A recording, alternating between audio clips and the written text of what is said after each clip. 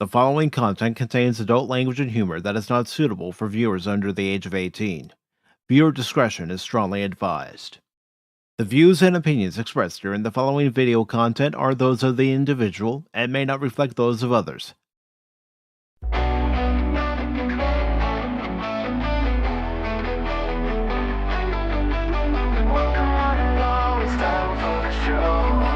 Pacific414 Pop Talk is here.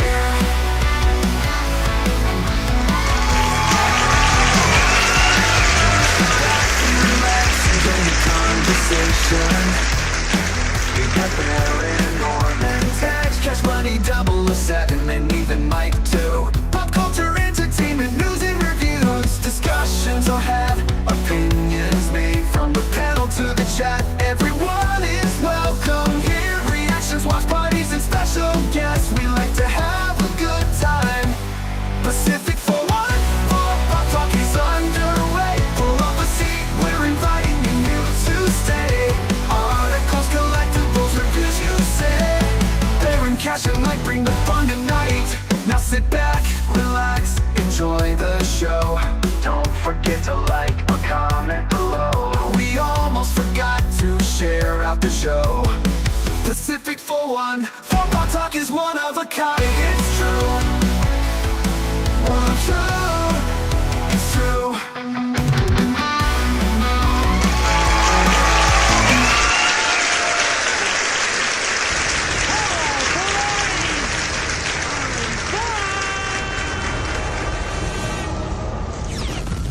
Good morning, good afternoon, good evening, and welcome one and all to this edition of Pacific414 Pop Talk on Blaze, on Rumble, on YouTube, along with special guest Jetsparx 373, Cash Money 007, Baron Orman Tagge. I am your host, Mike, and tonight, not only are we celebrating the 30th anniversary of Independence Day, we are also watching it over in Kosmi, so for anybody who wishes to join us over in Kosmi as we watch this film that came out on July 3rd, 1996, you're more than welcome to do so. Of course, this film stars Will Smith, Jeff Goldblum, Bill Pullman, it's got Mary McDonald, Brent Spiner is also in it, Judd Hirsch, just to name a few. But, gentlemen, how are you doing? Starting with our guest tonight, Jetsparx. I'm good. This is by far my all-time favorite film of all time, and I even have the 2004 special edition of the movie. And My bad. it's okay. Yeah, I have it right here on DVD, and also to celebrate the 30th anniversary. In the last few days, I actually picked up one of the Independence Day novels called War in the Desert, which is set in the Middle East and is actually happening in parallel with the movie itself.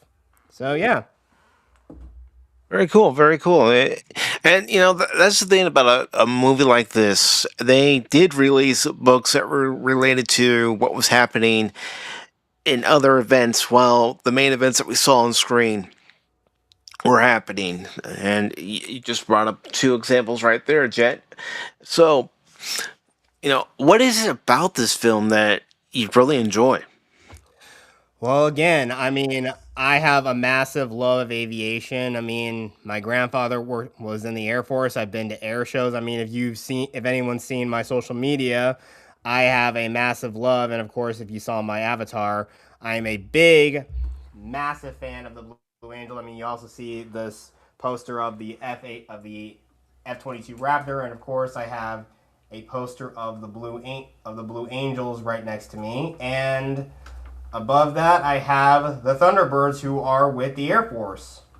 So again, there's a lot that really connects me to this movie. I love the action, and of course, Will Smith was once and again, he was one of my favorite actors. I thought he was so cool, but not to say all the stuff he's done over the last few years has somewhat diminished his star. But this is the movie that put him on the map and made him an A-lister. And It, an action hero. it certainly did, because when they decided to end The Fresh Prince of Bel-Air, it was because Will wanted to venture into a movie career. Absolutely. So, Baron, how are you doing today? Yeah, thank you for inviting me here, and yeah, and how am it all depends on what you mean by how are you doing. We haven't exactly figured that out as we've gone along here. Um, so we're still trying to figure that out and whatnot. Thank you, Mr. Chairman. I don't know what the hell What? he's doing. Well, Cash Oh and I were boy. watching. Cash and I were watching that thing with the Smithsonian today. It's Oh your fault, Cash. God. I'm Oh, that's surprised my you didn't catch fault. up. I'm surprised you didn't catch on to that, Cash. Come on, man. Come on, man. That's I still crazy. I No, didn't I see it, was so I was out waiting. of the loop. No. I was waiting for some craziness that you were gonna say. So Hmm. I, I thought it was Barry, easy enough of that. Barry, you sound a little shifty there. Are you an alien? What? Adam Schiff's here? No, What? What? are you an No, alien? you. I mean, you got aliens on your screen, so Well, he oh is my from god. Minnesota. Mr. Mr. Guest, sir. That is something that we neither confirm nor deny. But thank you so very much for your question, sir. Okay, so Cash, how are you doing? I don't I'm think we're gonna. doing. I don't think we're gonna get an answer I out of I the representative from I- Minnesota. I hope I'm doing better than Baron. That's for sure. Well, I was from talking with you earlier. Yeah, that's you gotta blame. Well, I know why you guys were talking, because you were worried about the earlier reports of the storm that was coming my way. It's still coming my way, but now it's No. at a 40% chance instead of 86% chance. So What were we worried? improvement. I wasn't. Bullshit. No, we're talking about stuff. We're talking about the Smithsonian. Yeah, we were But talking about that. A lot of other stuff. but you guys good? Yeah, Your we're week doing started great, off but- well. Seems all right. So Yeah, far, it's yeah, pretty good. Yeah, and I'm glad that storm is going off another direction. Me too. It's not bad. Yeah, me Especially too. after the one that came through Sunday into Monday. That was a bitch. Yeah. That was fun watching you get zapped off a couple times there. It's like, oh, we lost him. Well, Down like I'm just grateful that you guys can still end the show even when I'm not here. Yep. Yes. And boy, did- Otherwise, otherwise it would keep going. Yeah. You guys may not be on there, but the stream itself would keep going. But we would have had before- a 24-hour stream, Cash. We would have had our dream come true. Yahoo! Woohoo! that's all on you guys. But before we get to watching Independence Day for its 30th anniversary, I do want to take the time to acknowledge everybody who was in the chat right now. Of course, we've got the Guardian of the Void, the Keeper of the Dragons. She's also the Admiral. Every other Saturday on The Avenger Continues, Lady Mist. Good to see you, Lady Mist. We also have Helion. Helion says that she's popping in to say hi and drop a like. Well, I appreciate that, Helion. And we also have a certain somebody who calls himself Tim. Yeah, I saw that too, where both William Shatner and his daughter were battling stage 4 cancer at the same time. Holy cow! Yeah. They're cancer free right now. Well, that's Thank good. goodness. Yeah. Of course, Melanie was in. Wasn't she the one that was in Star Trek 5? I think so. Yeah. And of course, Tim says that his father was in the U.S. Air Force. Well, when you see your father, tell him that the gang at Pop Talk thanks him for his service. We also have Padawannabe here. Good to see Padawannabe. And it's also good to see Jamie Lynn Simmons. Good to see you as well. So, everybody, again, the Kosmi link is pinned to the chat on YouTube, Rumble, and Blaze. If anybody would like to join us in watching the film, get over there right now, because I'm about to start it here in just a few seconds. Calm down, Baron. I thought we'd go for about an hour talking about stuff, then go to the movie. No. That's right. No, No. no. Okay, okay. Whatever you say, you're the boss, man. Ooh, I hear that. 20th Century Frog with it. I'd rather be 20th Century Fox instead of 20th Century Studios. Yep. God, what's a horrible name? That is a horrible name. A long time ago. and No, right off, wrong. and right off the bat, the opening credits are just explosive. Mm-hmm. Well, considering who did the film, he likes making things go boom. Oh, that's right. 30 years ago, 30 years ago, I And remember being in the theater with this, and I went, "It stinks." Oh, sorry. okay, critic. I Yeah, didn't get to see it in the theater. I actually didn't get to see it until it came out on VHS, and Oh, same really? here. I was just a baby when this movie was like a thing. I I was didn't in have the first money grade. that summer to go see it. So Mm. it's like, all right, well, I'll wait for it to come out on VHS, and then once that happens, I was actually gifted it and popped it in my VCR and watched it over and over again. Really enjoyed it, Yeah, and not just because Brent Spiner had an appearance in it. It's because it's an all-around good, fun movie.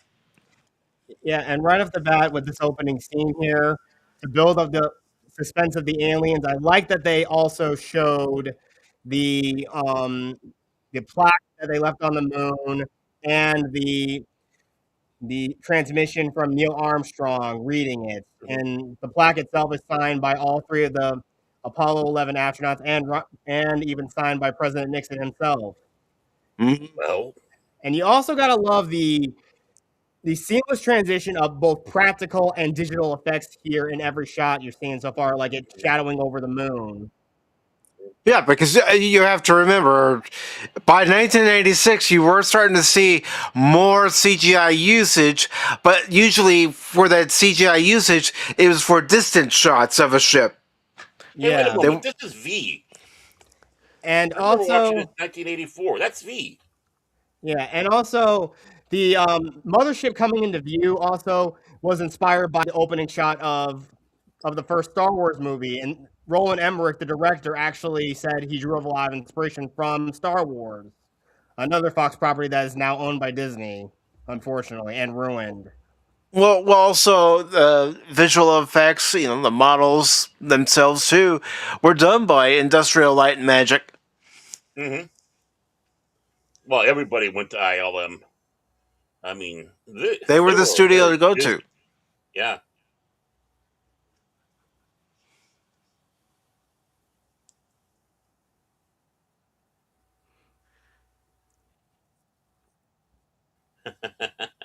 What do you think the signal that they're emitting sounds like almost?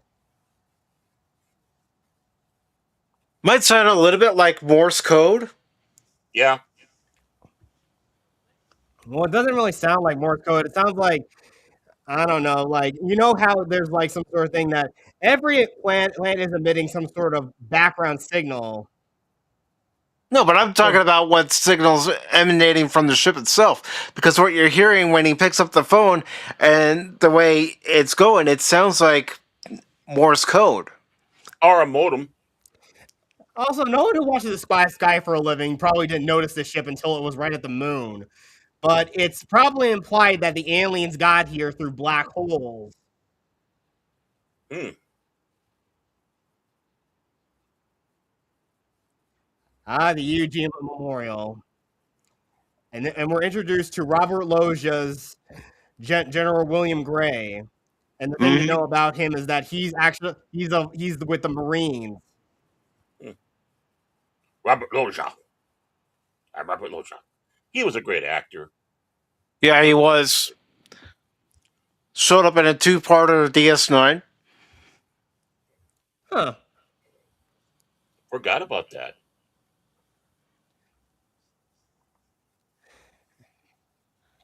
Exactly. The minute you notice that something might be an object out in space might be decelerating, you must assume that it's powered.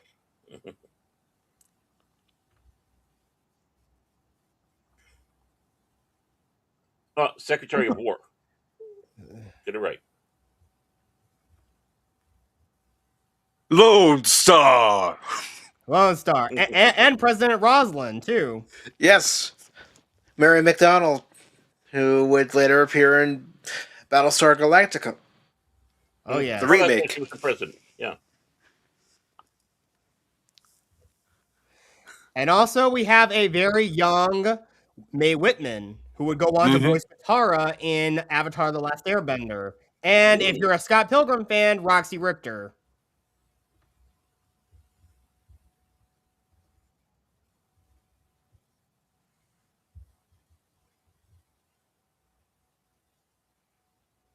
Ah.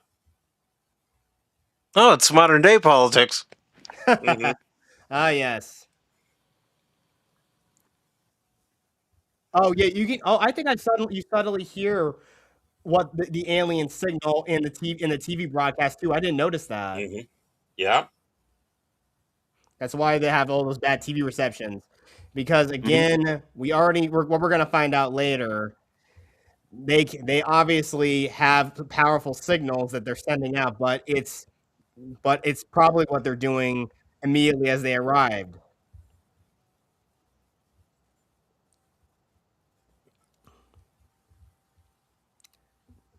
I'm glad this is the extended edition too, because there's extra scenes in this version. Oh, I mean, if we're going to celebrate an anniversary of a film, we might as well go for an extended edition or special edition if there's one available. Yeah.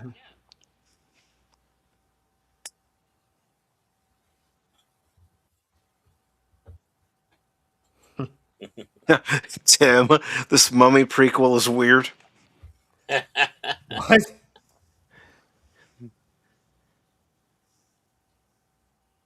Oh, he's Gavin Newsom. Actually, he's kind of got his hair. Think that Gavin Newsom tried to make himself look like? Oh, come on. You cannot make yourself look like Bill Pullman. He is a damn good looking guy, but also he still delivered arguably one of the best speeches in film history. He's probably one of the best movie presidents. But Harrison Ford, I think he's number one probably in Air Force One because he says the iconic line, "Get off my plane." And Tim says the city head guy was played by Eric Avari from The Mummy. Oh, Yep, yeah, yep. the curator, yeah.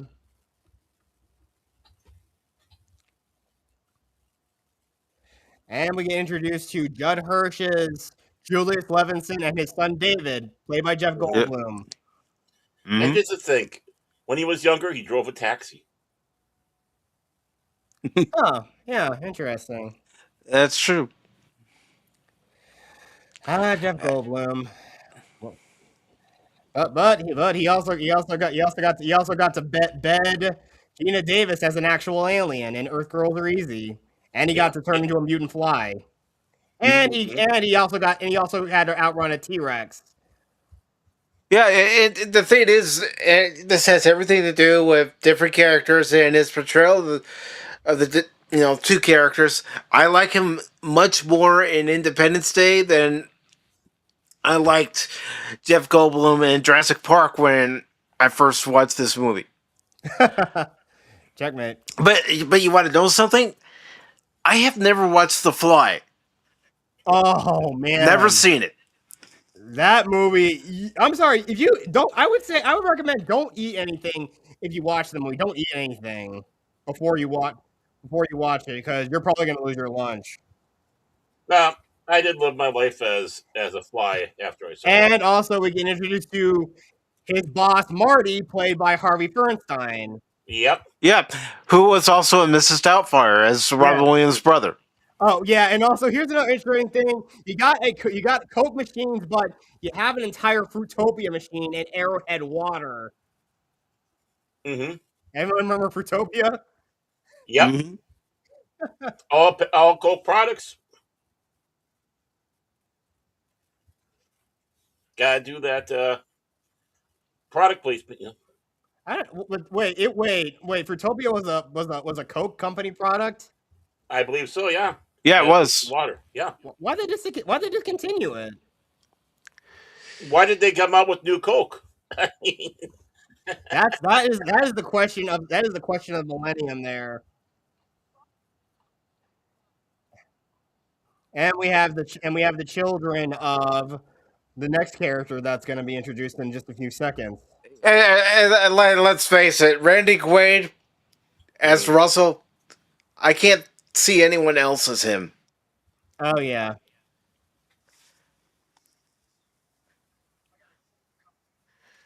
Yeah, and again, we introduced to his children. There, the oldest son, or more or less his oldest stepson is Miguel, and the youngest son, and probably his own biological son, Troy, and the daughter is named Marie. And there's Randy Quaid and his air duster. Yep, he's a crop There's duster. Paul.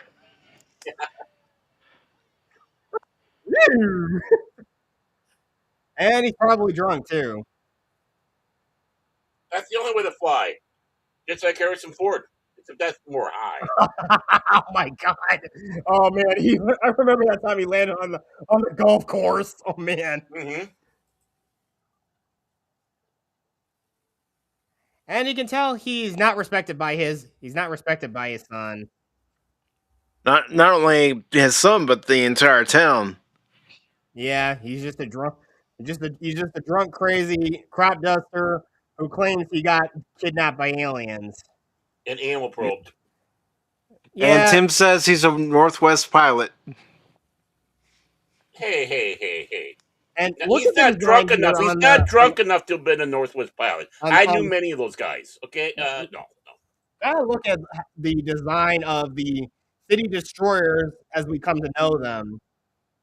It looks like the underside of it looks almost like a daisy in a way. Those large Yeah. avenues that go along to the epicenter of the ship. I still get a V vibe from them. Yeah, but to let you guys know, there are 36 of those ships in total.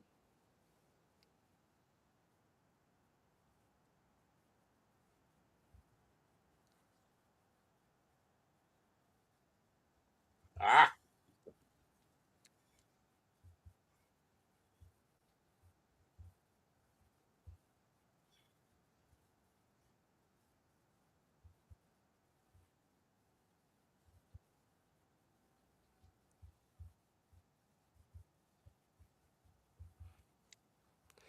Yeah, And again, per usual, just let me know if there's any issues with the movie over in Kosmi.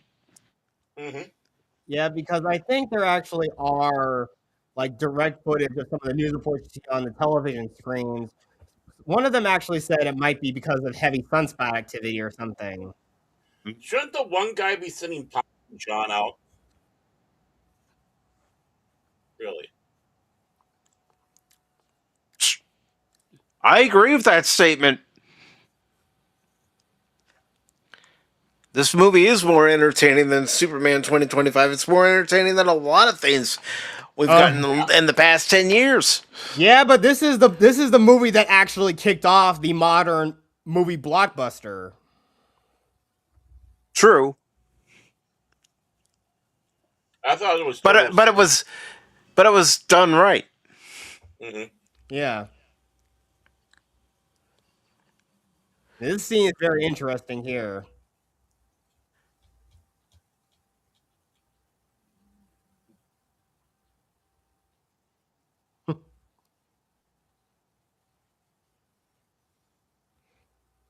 And you see that thing on the monitor there? That's going to come into play later. Yeah.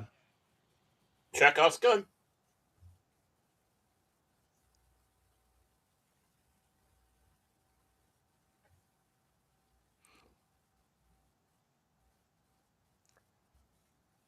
I know Harvey Fernstein has a very iconic voice, but again, Hmm.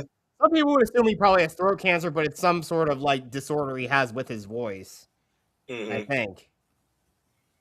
Well, we also used to call that smoker's voice too. Yeah, true, true. And I love this effect of the ships coming through the atmosphere. They actually did that with a light bulb, dust, and flushing it in a tank of water. That was a practical effect that was done.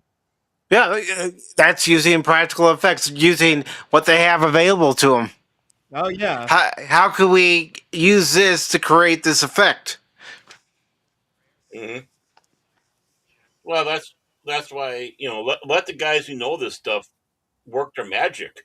You know, Mhm. almost look like Garibaldi there for a moment. yeah. I think you mean Central Command. I'm trying to get fired.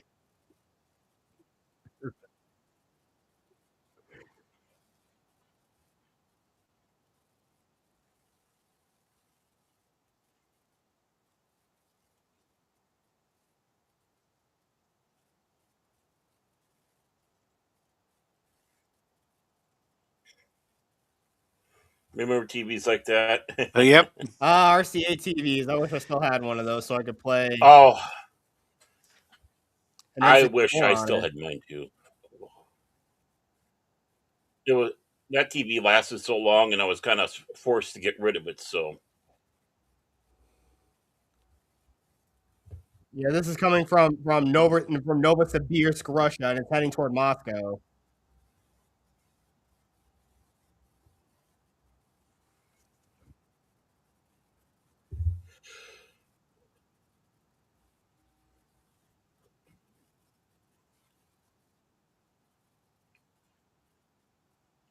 we had. You can only hope something like this won't happen in real life, Jamie. Yeah, it Mm. hasn't happened yet, but if we make contact with aliens, I mean, people are either gonna lose their shit or they're gonna be up in arms. And of Yep. course, all the people who want to denounce religion are gonna say, "Yeah, this proves you all wrong." And just for Lucas over on Blaze, welcome to the stream if you'd like to watch the movie. The Kosmi link is pinned to the chat over there.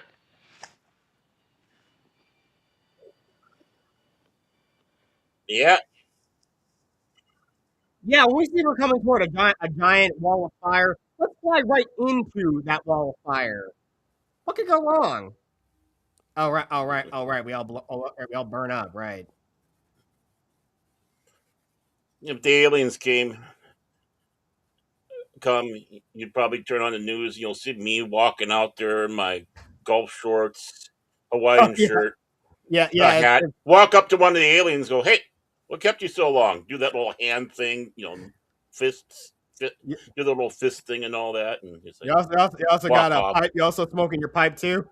You put smoke in that pipe, hand him a brew. Here, have a beer. And, Costs nothing. and Cash says the aliens are hiding because a lot of humans are insane. Yeah, Yes, yeah, we are. yes, I Yeah, can agree. they watch Pop Talk every Sunday and Wednesday. It's like, nah, No, we're gonna be all they have to do is watch CNN or any of the other mainstream media news or any reality TV show. fine.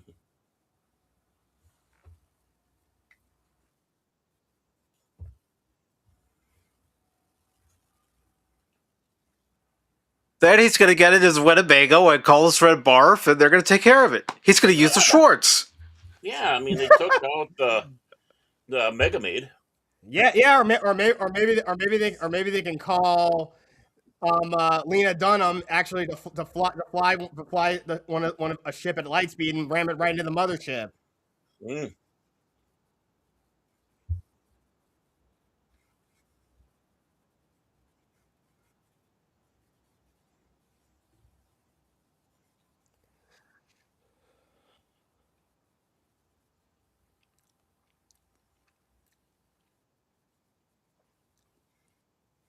Robert Moshe's on TV. Yeah, I really like the idea that they're piggybacking off of our satellites essentially. Mhm. But again, it's already been stated they've been covertly watching the Earth for years.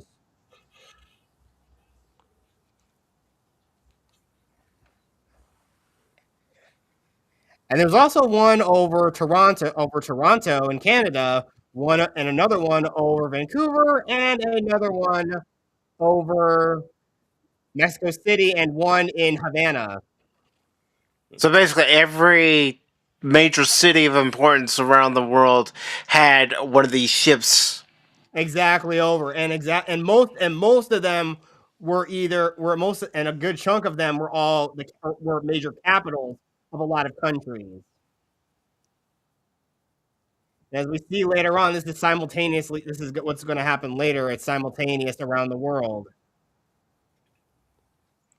But I still don't like with the numbers they come up for the sequel and some other supplemental material for it, because I've never seen the sequel. I was told by a good friend of mine, don't watch it.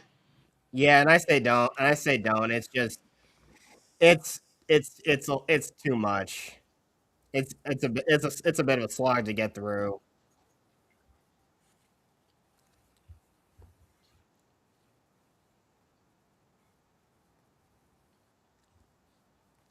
Ah, shut up! I know what actually happened to me. And just look at Case's reaction here. Mm-hmm. You can see the look on his face. He's looking at it. You can see a look of familiarity and fear in his eyes. I mean, you know, people don't give Randy Quaid enough credit for how good of an actor he is. Very good actor.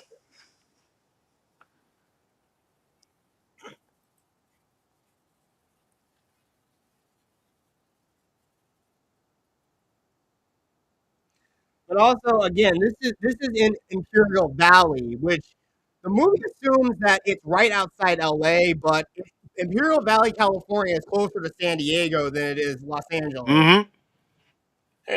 Hey, look, they're flying over Cash's house. These movies always want to blow up places like Los Angeles and other stuff. Yeah, they're not Dodger fans, Cash. they And this is what was introduced they to love the blowing up main Los character. Angeles. Practically 30 minutes into the movie, we get introduced to the actual definitive main character of Will Smith's character, Captain Stephen Hiller. And there's They a know nice, what a and danger you are. it's nice that you see digital shadows, and that's a practical shadow, and they're using a lot of models. In fact, this movie won an Oscar for its visual effects, and it actually won a Guinness World Record for the most models used in a film. Hmm.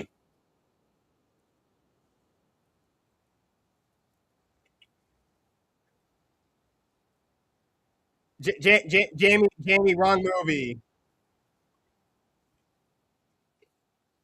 Hello, DJ. How you doing, brother? Though And the turtles. ironically enough, No, DJ. Like I told you the other night, with all due respect, fuck you for mentioning the Resurgence. Fuck you, and for even thinking about it. Wow.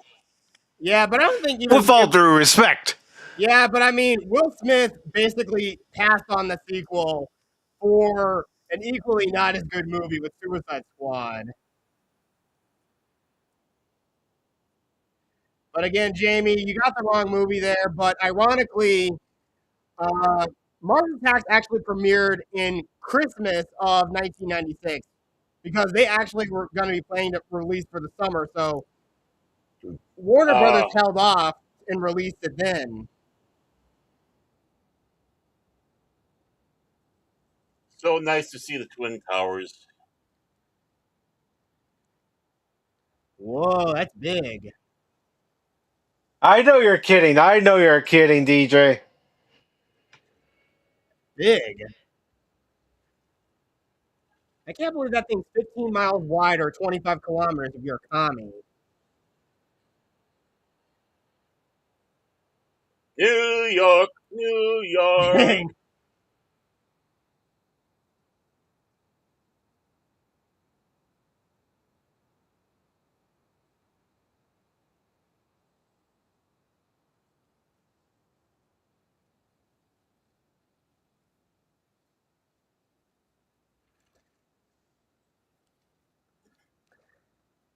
And that's when he realized, yep, they're here to attack us.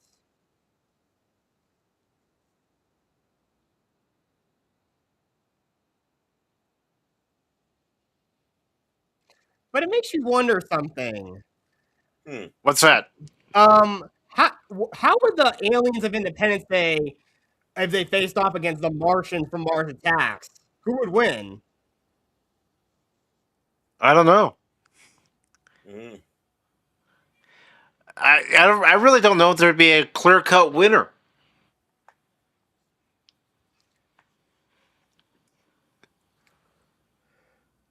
Oh, what? Oh, okay, no. Just only people in LA would have done that. Yeah, I guess. Tim.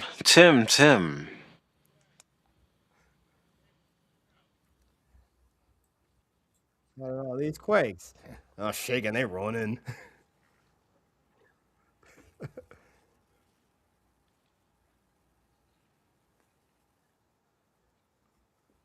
Mhm.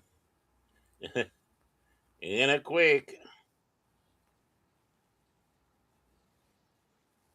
Oh yeah, and also that boy, that young actor, I forget his name, but he was also in the Fresh Prince of Bel Air with Will Yeah, he Smith was. beforehand, and he also played and 2 years before that he played Buckwheat on the '90s Oh. reimagining of the Little Rascals. Hmm.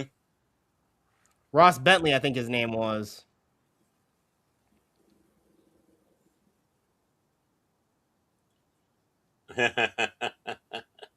But yeah, here's the thing, and I know I'm nitpicking here. There's this alien invasion. People are evacuating the cities, but where are you gonna go? No matter where you go, you're gonna see those ships eventually. Exactly. So avoid the major thoroughfares. Don't go to cities like Atlanta. Don't go to New York. You either Hmm. get out in the desert, and that's kind of what. Because if there was like some big plan, my dad said our plan was to either go out to the desert or go to the Mammoth Caves in Kentucky. Yep, they're all over the world, especially in a few capitals. We just saw London, Moscow, and Paris.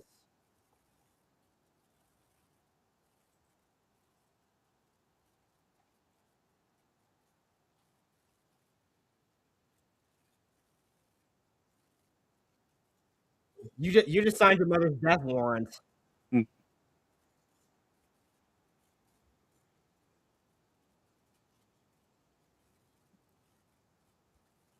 No, what?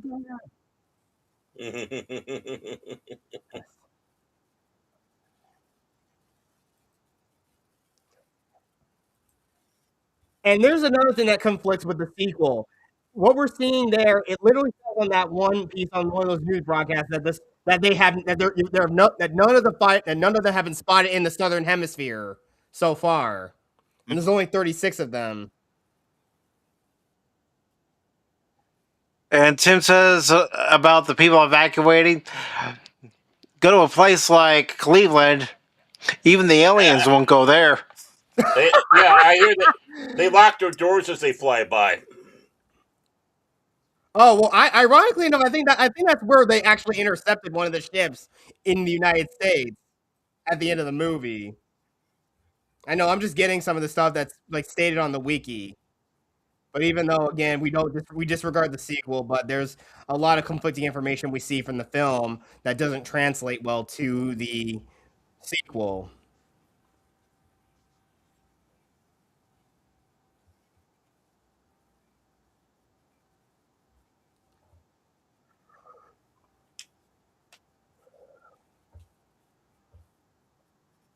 Look at that phone.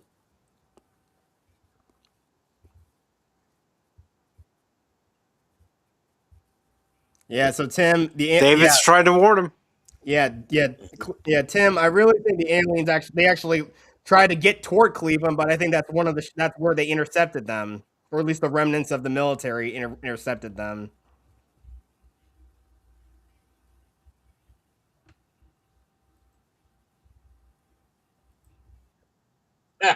Oh yeah. Hey, The president said orderly fashion. This ain't orderly. No, but this is exactly how people would be evacuating, Yeah, especially pretty in much. today's society. Oh yeah. Thankfully, I'm 100 miles from Chicago, but I know if people evacuated, they'd be flooding right into my town.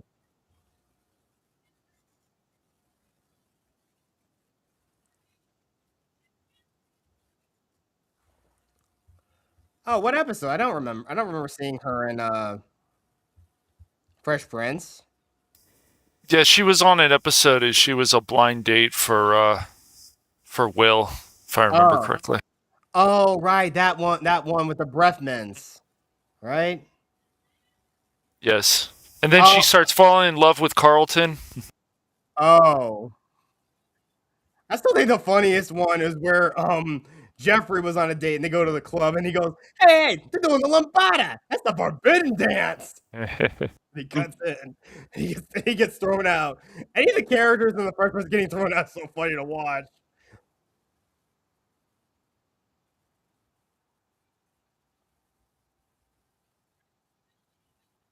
Even though technically Dylan is not his son, he really is acting like a father. Yeah, he is.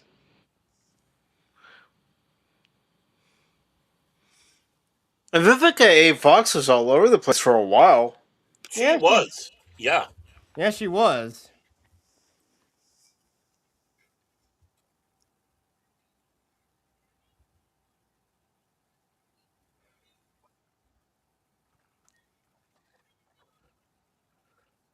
Lady, it's a duty for God's sake, if he's active or something, everyone who is in the military would have done what he's going. Yeah, of course, because again, we're under aliens have landed. Yeah, all military personnel have to be on high alert. Yeah. Active duty would be recalled, the reserves would be activated. Uh-huh. Mm-hmm.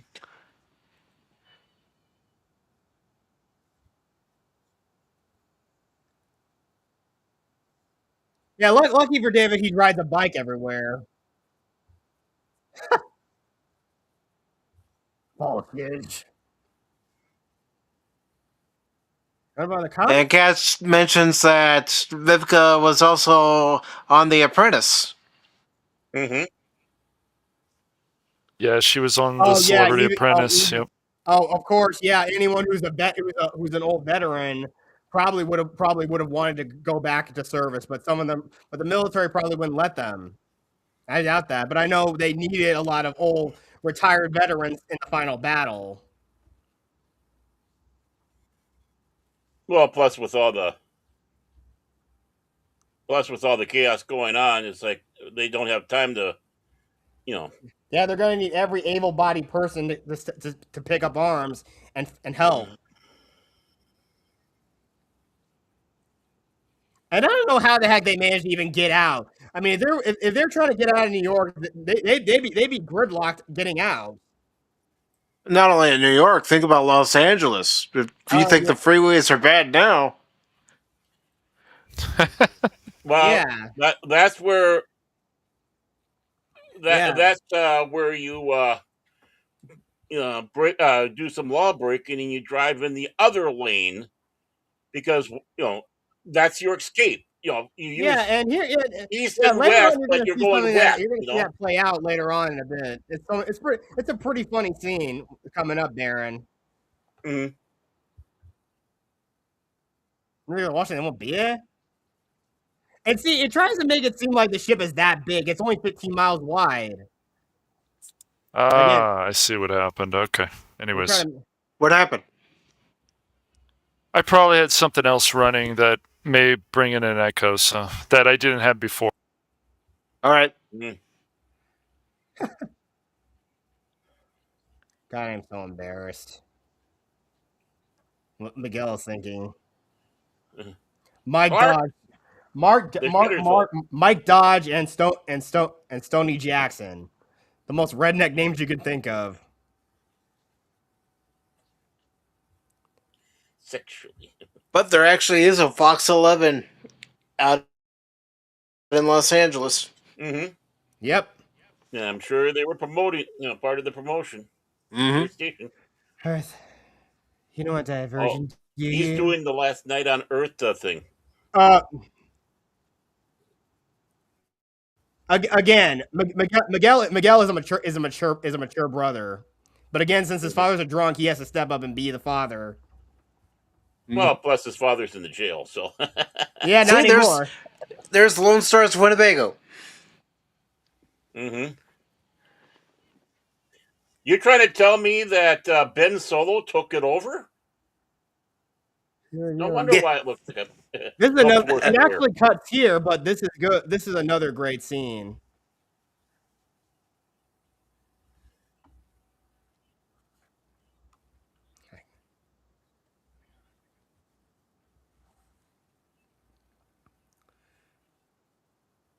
Yeah, again, Miguel is the stepson, but but Troy and possibly Marie, and definitely Troy are his biological children.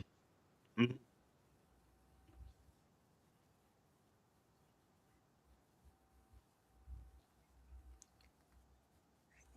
He broke. I can't believe he broke.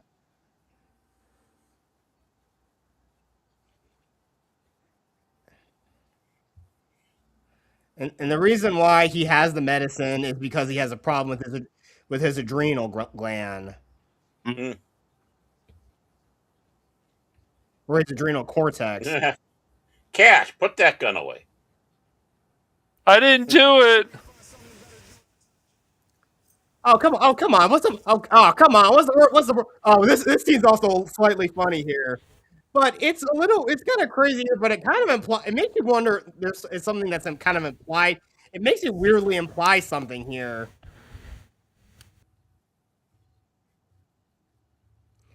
It says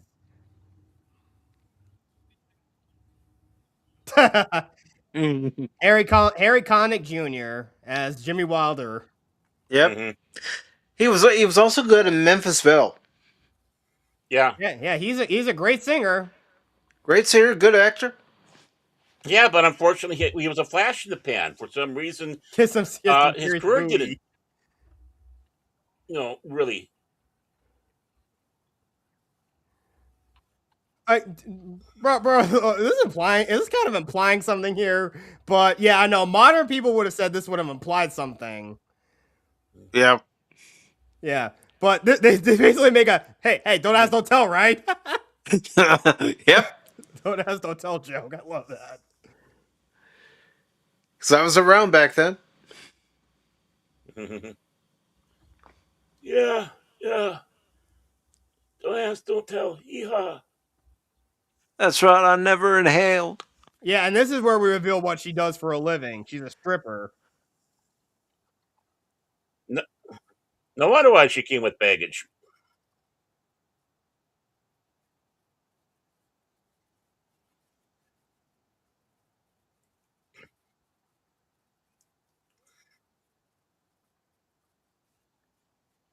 Heck, Oh gosh, everyone thinks Elvis is away.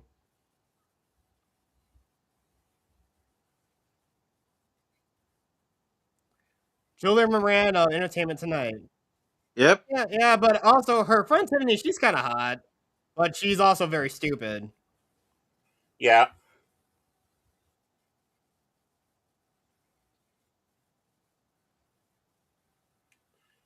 She might be good looking now, but later on, she's really going to be hot. Yep. Yeah, Tiffany was on the The U.S. Saved Bank by the Bell, the college years. Yeah. Oh, Yep. then earthquake. Yeah, the Northridge quake. Yep. Oh, I remember that morning. We felt it all the way down where I lived in San Diego County. Wow, crazy. But my dad, my uncle, my grandparents, yeah, they lived out in Concord for a while back in California.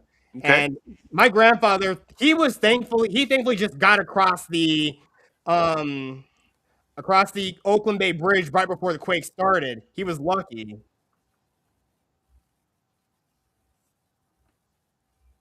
Luckily, the morning of that earthquake, my dad was off that Monday, but he did volunteer to go in. And Hmm. See, should be cars going the other way. Yeah, but You watch what's know, coming up. Watch what's coming up here. yeah. This scene is also really funny.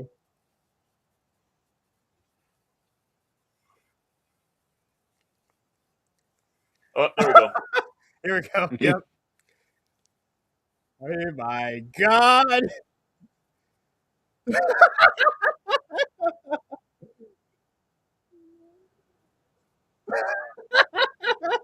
Hmm.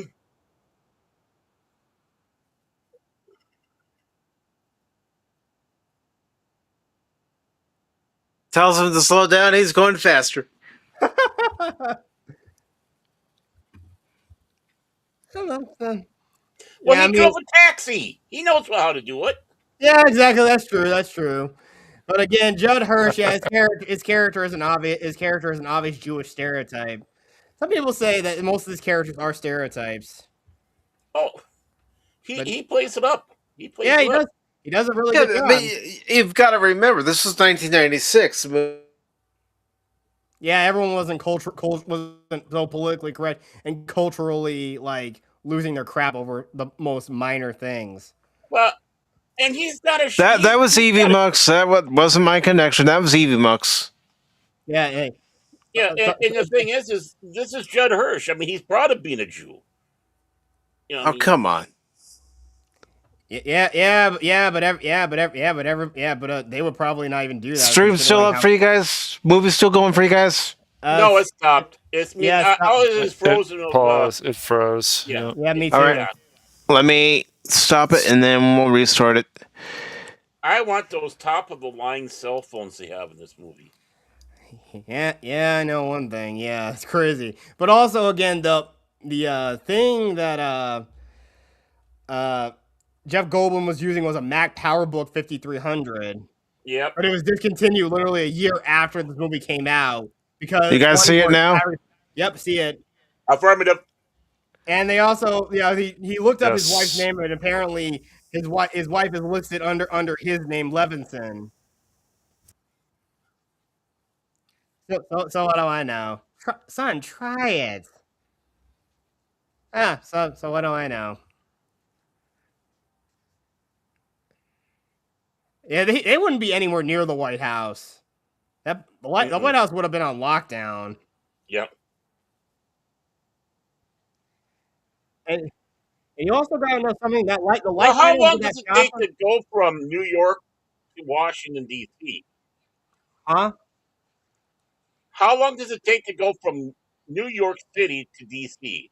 It probably would have taken them at least a good 6 hours at least, or Right. 6 hours, and they only arrive about 30 minutes beforehand. Before they're about to attack. I mean, I would like to know what supercharger he's using in that car. Interesting fact about that light chopper. Two things. Behind the scenes, people actually called in thinking that it was actually a UFO, but that chopper is actually used to fight forest fires. Mm-hmm. Oh, they did that with the Goodyear blimp too, because from a distance and the like. Yeah.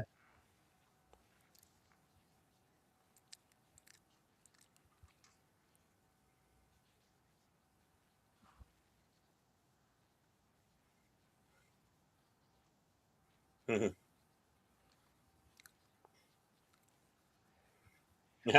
we should head back to the car. This is Judd Hirsch. I mean, I always liked Judd Hirsch. God. I always thought I was a good actor. Yeah. You should be saying God, but you should be saying yeah. Yeah.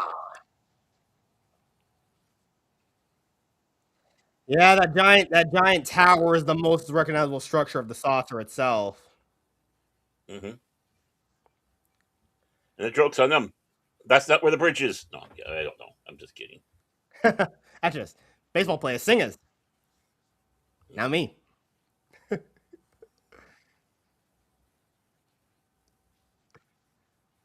I get a feeling that was ad libbed. It You might have gotta been. wonder how many lines were ad libbed in this movie. Well, you got a lot of actors in there that are capable of it. I mean, there's no doubt about it.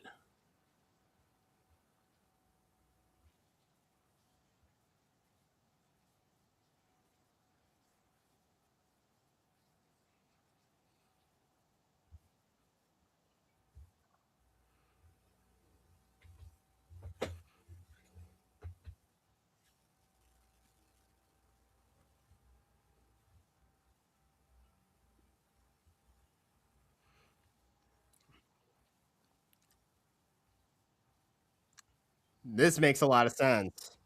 Hmm. Straight out Arthur C. Clarke. Line of sight, curve of the earth. Hmm.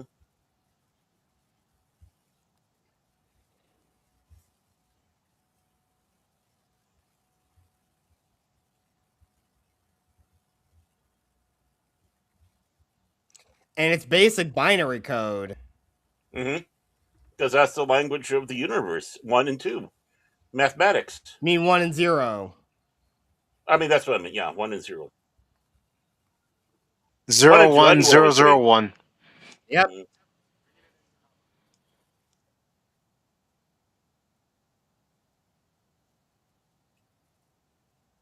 But there are some ones that think they're 2s. Welcome to Hi. Earth, my friend. Hi. In 30 minutes. I mean, people already were trying to evacuate. Hmm. There's something Really? happening here. What it is ain't exactly clear. Yeah, that's what everybody's saying, lady. Hmm. Echo 1 to Echo Leader. And I'm guessing the response was, go fuck yourself. I mean, that obviously made it immediately clear that aliens intentions were hostile.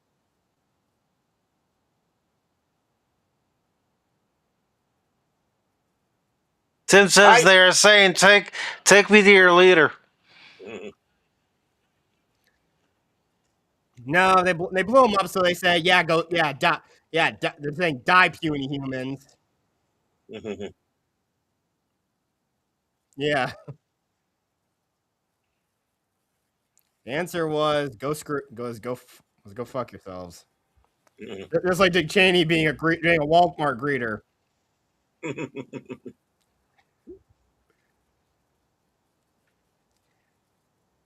Then how are we supposed to evacuate? Take back roads? Hmm. Good luck with that. Yeah, people are already stuck in traffic. That's why you should know the roads in your areas. Always. And she went anyway. Yeah, of course you did. Well, again, She's she's so an LA hot. floozy. She's an LA floozy. Mhm.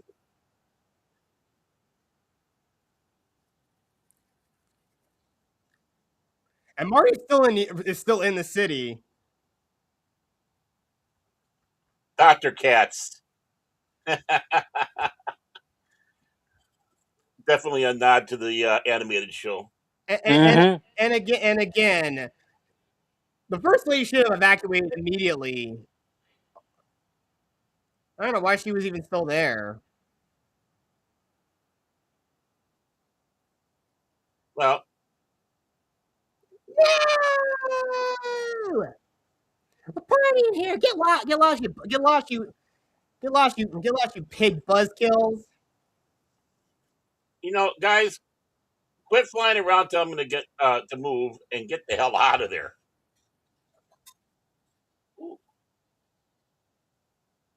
Say Yeah, they're opening up, but not the way you think. Mhm. Pretty cyan light. Sorry. Oh my god. I hope somebody clips that. knowing YouTube, they're gonna do it. Such a pretty cyan light. Let's just stare at it like zombies. Well, And I that's mean, there's nothing exactly more. what they're doing. It's not much they can do now. They're like moths to a flame. Yeah. Yes, come humans, stare at our beautiful, pretty blue lights. Oh. And of course, what's coming up? What happens to the White House? That was heavily promoted in the trailers. Yeah, Oh, hell yeah. it's the most iconic shot in the movie. Yep. And they built an entire model out there. Mhm. I saw the behind the scenes on it. It was pretty dang amazing how they did it.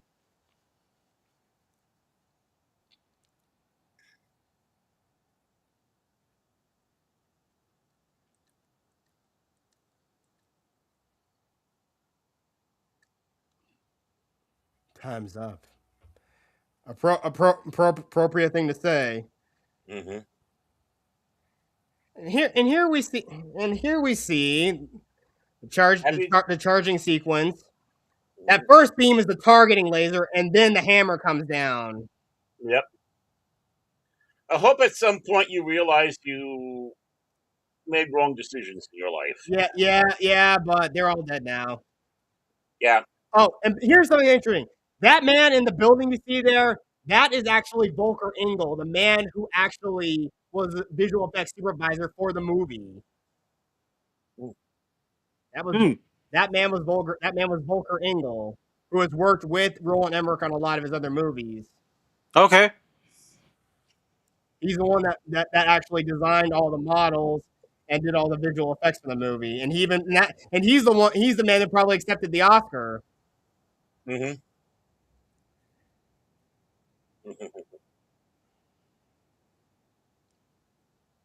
Oh, bye Harvey Bernstein. We barely knew you. Excellent destruction of the White House. That looks so amazing.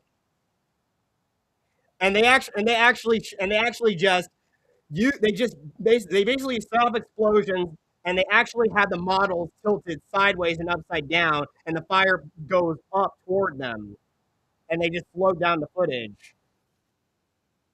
And you see, like, it just blows. The entire blast wave just goes out like the blast wave of a nuclear bomb from the Mhm. hypersender. This makes Judgment Day look like a picnic. There goes the U.S. Capitol. I wonder if Congress was in session when it blew up.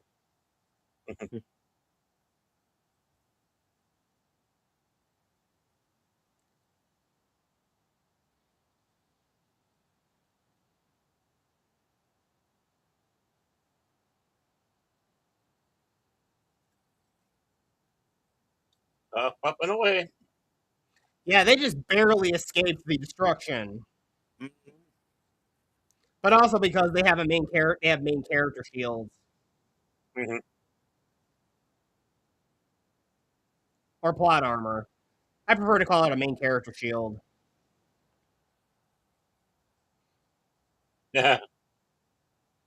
Why are all these people running, Mom?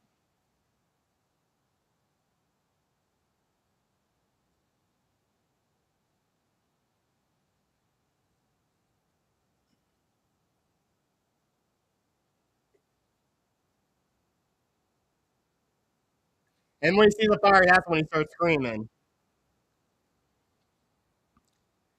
Seeing everything in tossed. Cars, people, everything. It's going right through the tunnel. It makes you wonder what she does here. It makes you wonder why nobody else tried this. But again, Vivica A. Fox's character has a main character shield. All these people are extras, and they're all bound to die. But what about Boomer? Will he make it? Boomer will live. Just barely made it. Everyone in the theater actually cheered, seeing that Boomer had survived. Everyone cared more about that dog surviving than anybody else. Well, me Oh, too. of course. I mean, just because you What had else is standing new? on top of And, a building. and that shot right there was a nice little homage to the Planet of the Apes with the. I think it was more an homage to Mega Maid. Never heard of that movie. Mega Maid, Spaceballs. Oh, It's gone from blow to suck. I've been saying it for Suck. 10 years. yeah. In the theatrical cut, people just assumed that Troy was getting sick because he just heard the news. But again, it's just his adrenal acting up again. Yep. Makes sense. Yeah. And this is actually shot in Arizona, where these people, I think, in the director commentary, I think they refer to these people calling themselves the snowbirds. All these trailers of people. Yep. I remember when the teacher gets lazy in high school. Let's watch Independence Day. All right. Yeah, we actually watched one of the movies we watched in my my freshman high school year geography class. One of the films we watched was The Day After Tomorrow, and we even watched and he even It's not as good as this one, but yeah. Go ahead. And he also made us watch Man vs. Wild, of all things. Man versus Wild. Wow. Yeah. So, But back- Cash, you saw this film many times in high school. I saw, dude, Once a week. in high school. Yeah. It was just funny. It's like, oh, we're lazy today. Let's watch Happy Gilmore. Oh, we're lazy today. Let's watch. Let's watch Independence It was probably Day. more like your teacher stayed out all night partying and didn't have time to do up a proper lesson plan. And I mean, I thought it was. I remember when there was some Marilyn Manson stuff on in our beginning instruments class, and somebody got really upset about that. This woman got really upset about it. This young lady. So yeah. yeah, And, it was. Also, one of those shots where it showed Air Force One flying in front of the sunrise. That was a model, and also it was just a light bulb slightly out of frame to simulate the sunrise. Another practical effect that you wouldn't actually notice. No, those old practical effects are better than the CGI. I mean, really. I mean, this is Well, because they've gotten lazy about it adds more realism with the practical effects. Yes. That's why I just find it funny because they have definitely, yeah.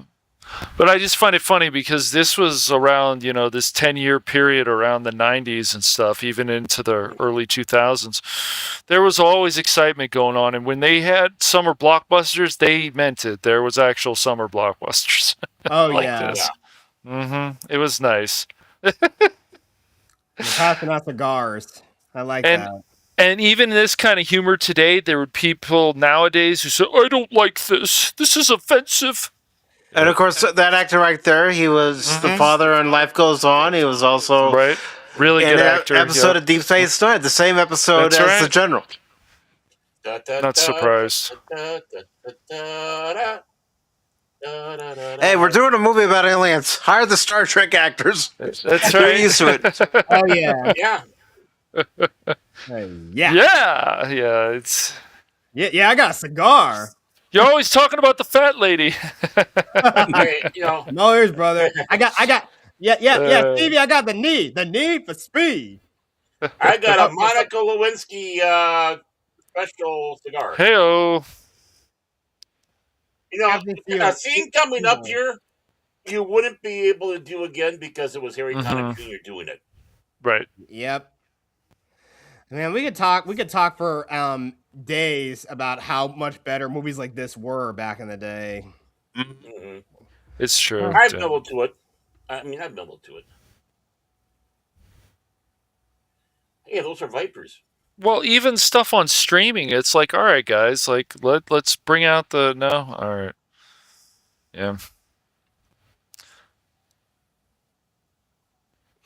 yeah.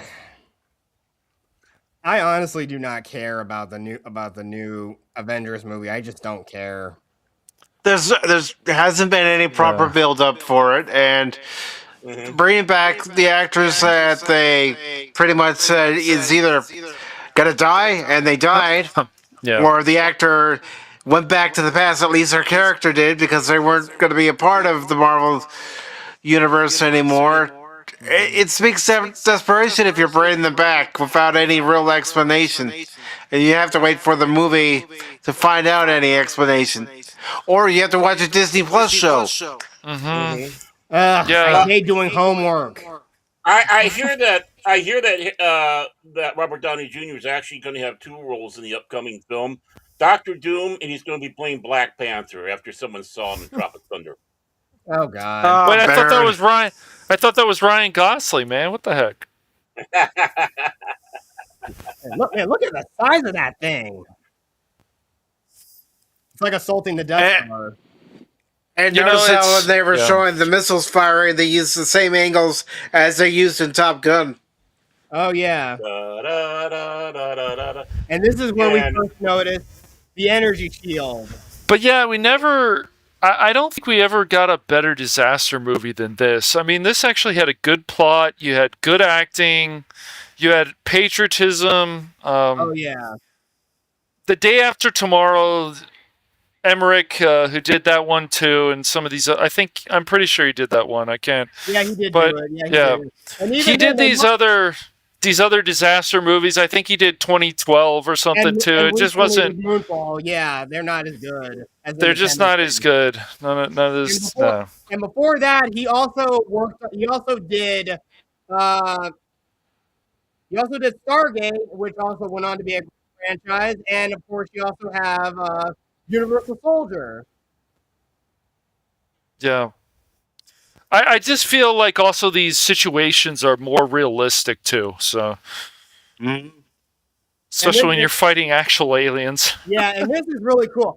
I absolutely love the design of the alien attackers, and even then, and notice how some of the dialogue's similar to Star Wars.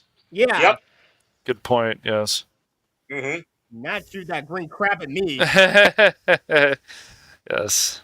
Yeah, because I think in War in the Desert, they are basically described like looking like scarab beetles, but they fly out of the city destroyer like bees from a disturbed hive, and they fly like bats.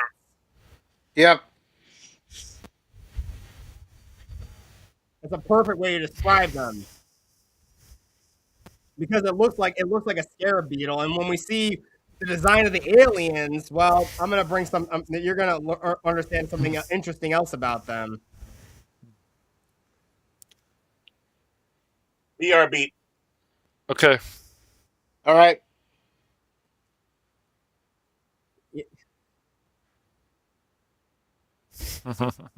Oh no, you did not shoot that green shit at me, you damn aliens. That was really cool. That was a really cool shot, and it really sees the ruins of the city. And they probably intercepted just as it's departing to its next departing to its next target there. But here's the thing, though: in the very first wave of their attacks, almost all the world capitals were destroyed in the very first wave. Mm-hmm. So Tokyo, London, Paris, Beijing, they've all been destroyed already, and Moscow.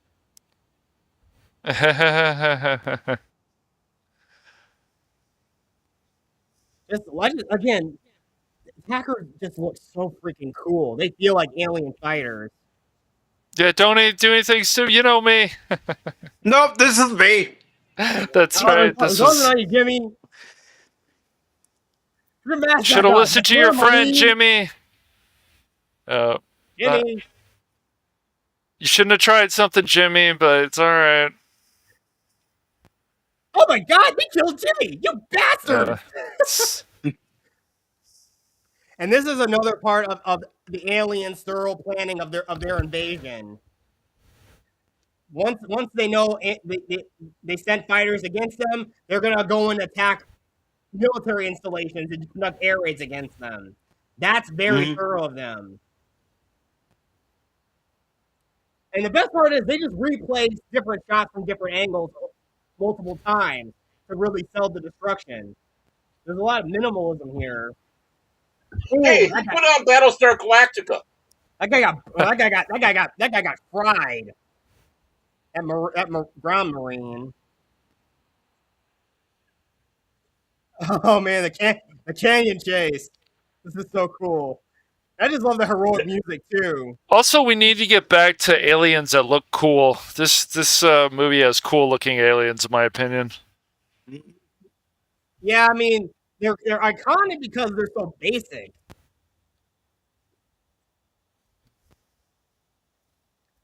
We're relying too much on certain technology. We need to get back to doing more makeup and stuff. Some people still will, but yeah, especially Doug Jones. He can elevate his performance when he's under a ton of makeup. I see. All my advanced science technology, and I'm defeated by a sheep.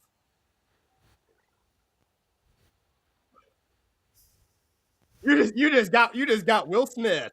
That thing crashed right through the damn canyon wall without a scratch. Those fighters are very durable.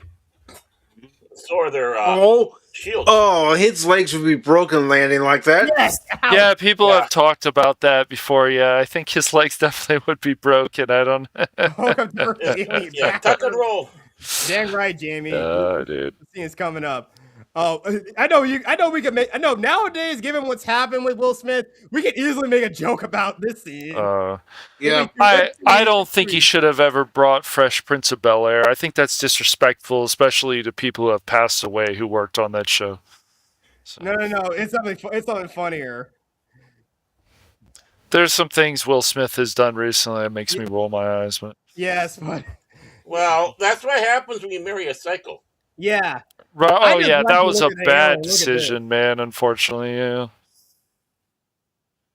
All your base are belong to us. Ow. And I he love tells this. that line. Welcome to Earth. Yep. Keep my wife's name out your freaking mouth. I like what he says here. Yep, me Sorry. too. Sorry, it was too easy to not to. Sorry. You're all right. That's what I call a close encounter. Just love that. That's so cool, and he makes it work. And then later on in the movie, I like his little tyrant against the alien. It's just this movie also has really good banter, which is something we're still lacking nowadays in a lot of entertainment. We need that back. We really do. Oh, yeah. It's important. I can't stress that enough. It's amazing where we've lost so much of this banter that we used to have. All over the world, yep. And now the military forces have engaged the aliens, and nothing's happening to them either. They're getting decimated too. Yeah. Well, there's a lot of good banter in that too, Jamie. If that's what you're talking about, Men in Black. Yeah, he's gotten really sick from his adrenal problem. I actually did see Men in Black in the theaters when it came out. Yep. Yeah. The only I one I remember didn't see myself- was International. I don't know if I ever want to watch that. Oh, Spock's watched that. Don't. Yeah. And I like that. This character shows up, and he also has a few scenes in this extended edition. He helps out the family, gives them penicillin, and immediately Marie falls for the guy, which is really sweet, honestly. Yeah. Yeah, but she's falling in love with all the guys. You got a word for that. Desperate. Yeah, but I think it's stated she is a virgin. Oh yeah. And so is this guy. Yeah. But I can guarantee later on, once they win, yeah, I know those two we all know those two got busy at some point. Those definitely. I mean, that can happen, Jamie. People get allergic to penicillin. Yep. I think my brother is too, if I remember. Certain medicines, some people can take, and then other medicines they can't. Yep, Right. that's true. Yeah, and he gets airsick. That's another funny quirk about Jeff Goldblum's character. He gets airsick. I know how that goes. Oh dear. I've been there. It's amazing how many people can get airsick, but yeah, we just Never have. I'm glad, Baron. I'm glad, man. I am It's too. not a fun thing. I really am. I'm glad for you, dude. But I had to clean up after air sickness. So when I was in there, I never thank God they're on the little baggies. I never got airsick or seasick, but the only thing I don't like about air travel is the pressure in your ears. That's the one thing I hate about it. Oh, Yeah. Oh, that's where you chew gum. You know, it's interesting they bring up that line about John Lennon. You know, there's some people still out there who say that he deserved what he got, and I'm like, guys, come on. Is that really? What? Because he dated Yoko Ono? I mean, look, we I know don't that. know. But I we don't think know. that's the reason, but Yeah, but we know Yoko Ono is the reason the Beatles were broken up. yes, she had a lot to Nobody do. deserved what John Lennon got. No Yeah. one should No. be married to Yoko Ono. Yeah, but here again in this scene, they're discussing two things. They just said that NATO got destroyed, and NATO is located in Colorado Springs, but they also destroyed the Cheyenne Mountain Complex too. So yeah, in Colorado Springs, it was the next target that destroyed. And also, I think they even destroyed NATO headquarters in Brussels. That's right. This is a great scene here with Judge Hirsch. Oh yeah. Yes. Ah.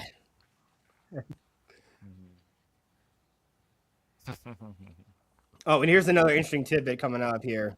Mm-hmm.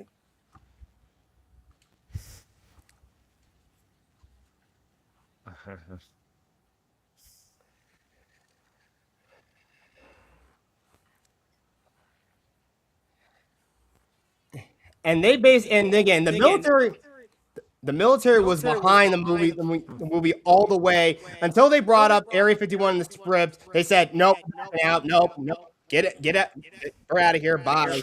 We're not talking about Area 51. Actually, Mr. President, After all these years, we are releasing actual documents about stuff, so it's very interesting the last few years. If you're interested in that, I know not everybody is, but the look on Pullman's face. I know. Which part? That's not entirely inaccurate. At least they found a few survivors, so all was not lost. But millions of other people are. I know dead. It's interesting. I know people think that a lot of Americans can't handle this stuff, but to me, it's like, release more of this stuff. Why not? It's been locked away for how many years? Oh yeah. Let's keep releasing it. Yeah, this is interesting. Of course, you got that crazy saying that that's the end of the world. Yes. It's the end. A Toro. No, I mean, I don't think it'd be a big, especially, especially with all the movies we had. Whether I mean, Yes. think about it. Obviously we had the Hollywood movies of the '50s. I'm not Right. going to count those in because a lot of those were Sure. really silly. Of course. unless it's In a Richard good Powell. way. In a good way, Yeah. though. Right, all right, some in a War of bad the way. Worlds. Yeah, Earth versus some the in a flying bad way. Earth versus the Yeah. flying saucers. Well, The Day the Earth Stood Still, ultimate classic right there, right? So, but as we go along, though, you started coming in, Lost in Space. Actually, you watch the original pilot for that, the black and white one.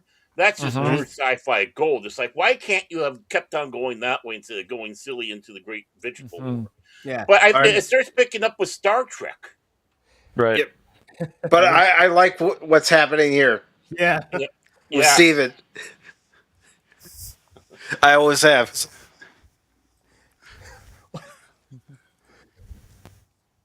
It's actually dead shrimp. Yeah, because they actually are in the salt flats, and Yep. Will Smith ad-libbed that line because he could not stand the smell of all the dead shrimp around there Mm-hmm. in the salt flats in Utah. But there sure was a hell of a lot of records broke on those salt flats. Yeah. And some people actually thought, "Uh-oh, here come the aliens" in the theater. But it's the camper convoy. Yeah, it's the snowbirds. Yep. I didn't think that for sure, but I guess some people probably might. Yeah. They're a bunch. Hey, it's a bunch of Yeah.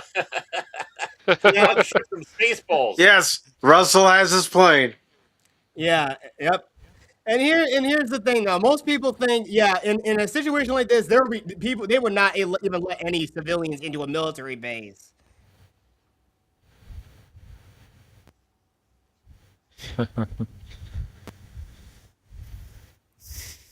Codename Area 51, Nevada. Yep. And Pahrump County. Oh Things yeah. that go Pahrump in the night. They Look, needed more Randy Oakland. Quaid, I think, and yeah, that's right. Yeah, it's crazy what career that man. I mean, stuff you see Adam Baldwin in. Yeah. A hero of Canton, a man they call Jane. I had to make that joke. Sorry. You're all right. You're good, man. Oh yeah, and he was also in The Patriot, as you guys watched a couple weeks ago. Uh-huh. Yes.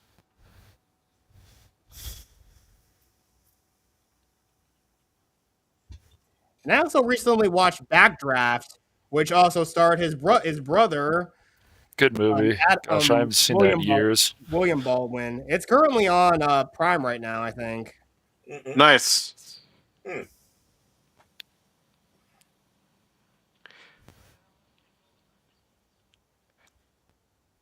Possible denied. Yeah, and I think another one of the other Independence Day novels, Silent Zone. I think the prologue actually details Albert Ninzitsky, the Secretary of Defense you see behind Whitmore. It talks about his involvement in Area 51 and how he was an operative in the CIA. Mm-hmm. And here we are. No, he's an android. Yes. Brent Spiner as Dr. Brackish Oaken. And they bring him back in Resurgence, from what I've seen. Yeah. Yes, I think I heard about that. Yeah. And apparently So they were talking ridiculous. behind him. He's apparently still stupid. Apparently he was romantically involved with the doctor behind him. Apparently. Oh. So yeah, of course, another thing Hollywood also randomly does. You have to randomly make some character gay just cause to fill a quota. And if I recall correctly, and I might be misinformed, but I thought the whole reason why Brent Spiner got the role was because Roland Emmerich was a big Star Trek fan. Yeah. Yeah, I thought that was it, right? Yeah. Yeah, but honestly, Roland Emmerich really didn't want to do it. The few kept pressuring him to do it, and he said, fine, I'll do it. There was a woman I used to know. She said he looked better with his makeup on. I'm like, wow. Yeah, but he also Devlin Bowman in The Master of Disguise. Yeah, we all know how much you guys lampooned that movie with the turtle club scene. Yeah. Every time he laughs. Yes, Master of Disguise. I've only watched that once, and I don't want to watch it again.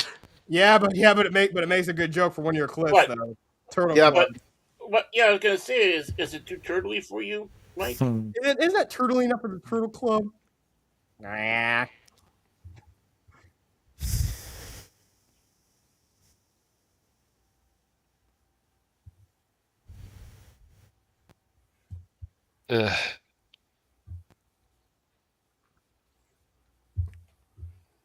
Really tells him off there.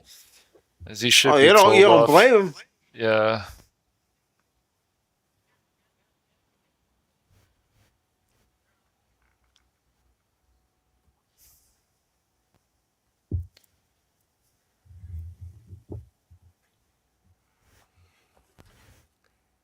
Hey. Tim. This Genesis 2 sequel is weird. Gosh. Grease 2, really, Tim? Oh, God, really? Jeez, man. Jeez. Let's call it the Freak Show. Oh, boy. Never mind.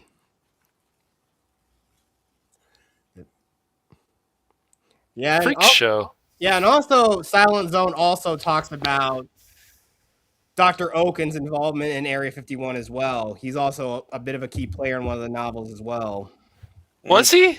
Yeah, in the novel Silent Zone. Oh, no, it was something else that Tim said he was. I can't Tim was push saying my... that Brent Spiner was in Grease Oh too. my gosh, really? Really? Why? Oh, I hope he got paid well. He was maybe drugs are expensive.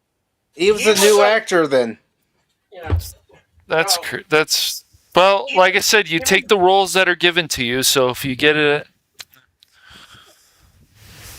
Well, even better, Grease too. he Oh, was on an goodness. episode My of God. To Tell the Truth. To tell Yeah, the truth, it's on YouTube. Yeah, Yeah, the but Utah man. yeah, and yeah, the funny thing is, he looks like Wheeler out of Night Court. yeah, and it's very interesting about the what they described about the aliens. The one that Will Smith just punched, that's just a bio. That's like a biosuit they wear, Right, Yep. right, yes. and even everything about their technology feels very biomechanical. Hmm. It's almost like everything in their technology is like grown. They're the Yuzong Vong. Yeah, essentially, yes, from Star Wars. Really makes you wonder. If Disney really wanted to make Star Wars excellent, they could have just easily have adapted the Yuzong Vong War for the sequels. Yeah, well, Well, it's always this what if? What if they did this? What if they did that? What if this company did this? And it's just like, but they didn't. And so where they are, we'll see if they can find a way to find more of a brain again. I don't know. I have no idea They anymore. never will. I'm not holding my breath. It's better to just enjoy. Anyone who still loves Star Wars, go and read the expanded universe stuff. It's great. Trust me. I just love this scene too. yep. Yeah, I'm a military pilot. Yeah, this is Area 51. I got an alien with you. I just love how he says that. You see that? But I mean, this movie was so well done. Yeah. Oh, and this scene is also really good here. It really brings up a lot of interesting thing that comes into play later on in the film. Hmm. Yeah, he shows the. Yeah, we already saw it briefly from the alien's POV in his fighter. Hmm.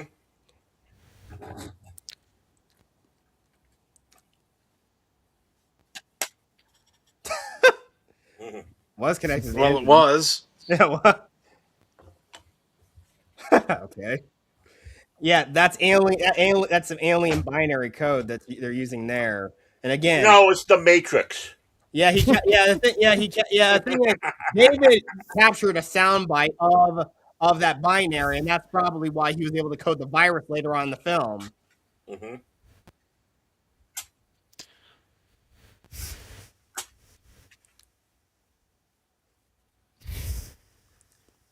Hmm.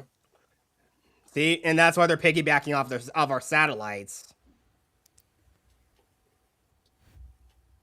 It really brings up a lot of interesting things about why the aliens are like disrupting the satellites.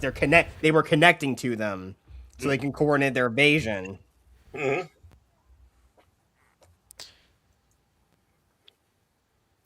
I'm pretty sure I could be wrong, but this is all extra scene, isn't it? Right? Yeah. Oh, Yeah, okay, I thought so. From the theatrical version, yeah. This is the extended version or the special. Right, edition. right. I know that. So I'm like, Which yeah. I I'm think like, they I should have remember kept this one. in to I give us a agree. little bit more information I agree. on how the ship Mhm. operates. Yes, I was like, wait a second. I've seen this movie like over 20 times. And still, Yeah. Cash got a D- for a I grade. did, man. I did. No, I didn't. I did well, Baron. You don't understand.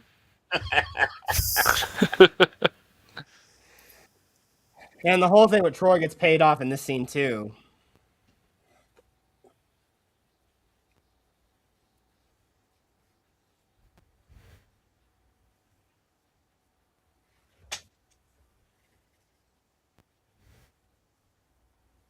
See?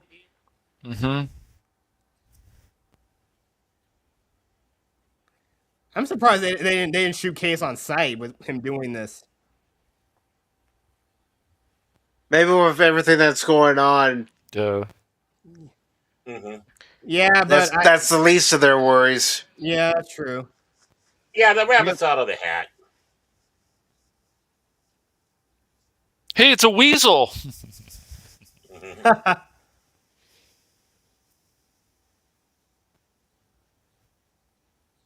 Yeah, but also this scene that we're seeing with the map of where the city destroyers are, it also conflicts with what's already stated in the sequel and other supplemental material. So they're in San Francisco, Seattle, one's in Memphis, and there's two both in Dallas and Houston, and there's another one in Miami, which that one moved 90 miles north from Havana after it got destroyed. And nobody over Minnesota because we're not worth it. Yeah, that's true. No, you just We're gotta happy to blow see up. Chicago. Just gotta blow up New York and Los Angeles and Yeah, whatever. and all the world capitals, anything that have cities that have more culture, that have political or cultural significance to humanity. Again, they've been gathering intel for quite some time. Yeah, Right. yeah, but one of them is also over Memphis. Also, Of course, Elvis. Everybody's a big fan of Elvis. Before they blow up the world, they're going to go see Graceland. Oh, why do you have to blow up my place? Oh. everyone, hey, everyone, don't let anyone know about my rock and roll beach, my underground rock and roll beach kingdom. You got it, E.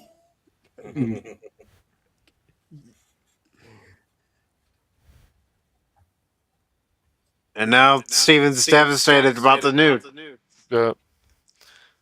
Yeah. Yeah, the El Toro. Wait, a scene that lets people breathe? What? Come on, man. Yeah. No, Take note, no. James Gunn. Come on, that's not how you do it.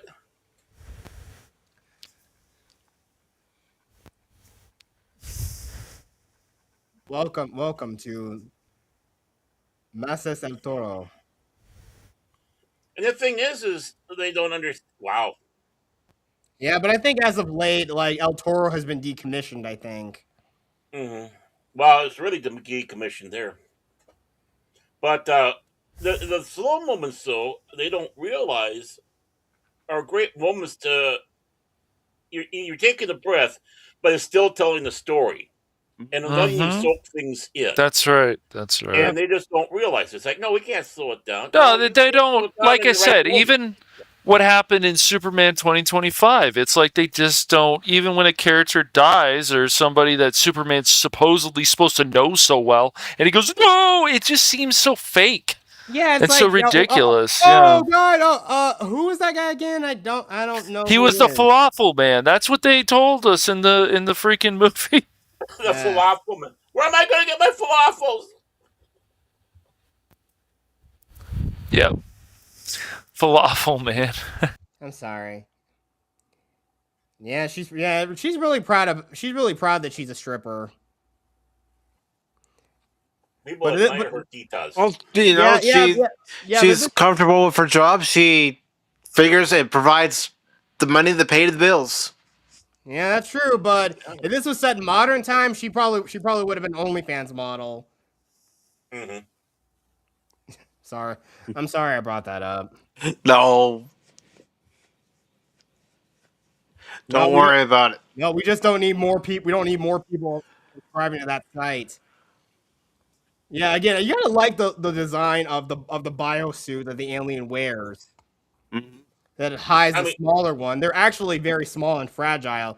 And sometimes I think with how they are, I think it somewhat hits a somewhat aquatic nature to these aliens.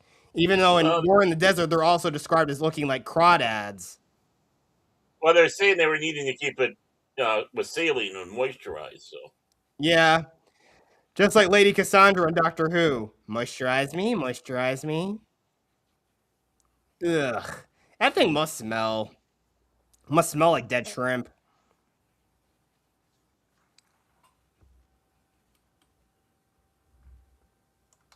Uh-oh. Finger twitch.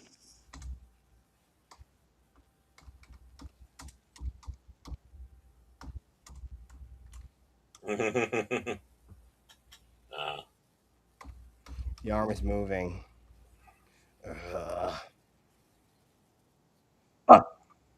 Where am I? Where are you people? Who are you people? Must kill. Oh my God, the aliens they're giant space cicadas.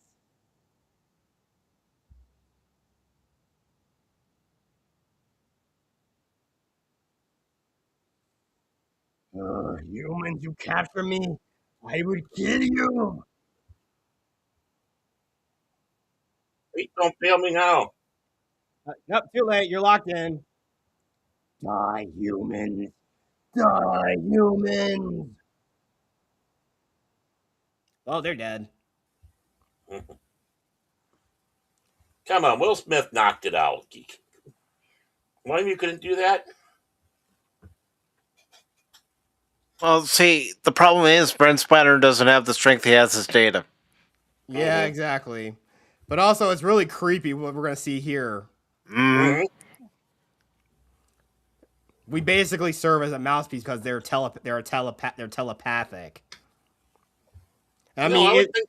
I like that they look like almost like a normal gray like the standard gray alien with Mhm. transparent eyes and whatnot.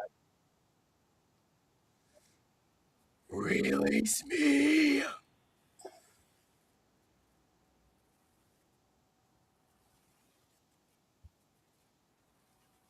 Good call, General. Yeah, because notice how the tentacles wrapped around his throat? Yep. Mhm.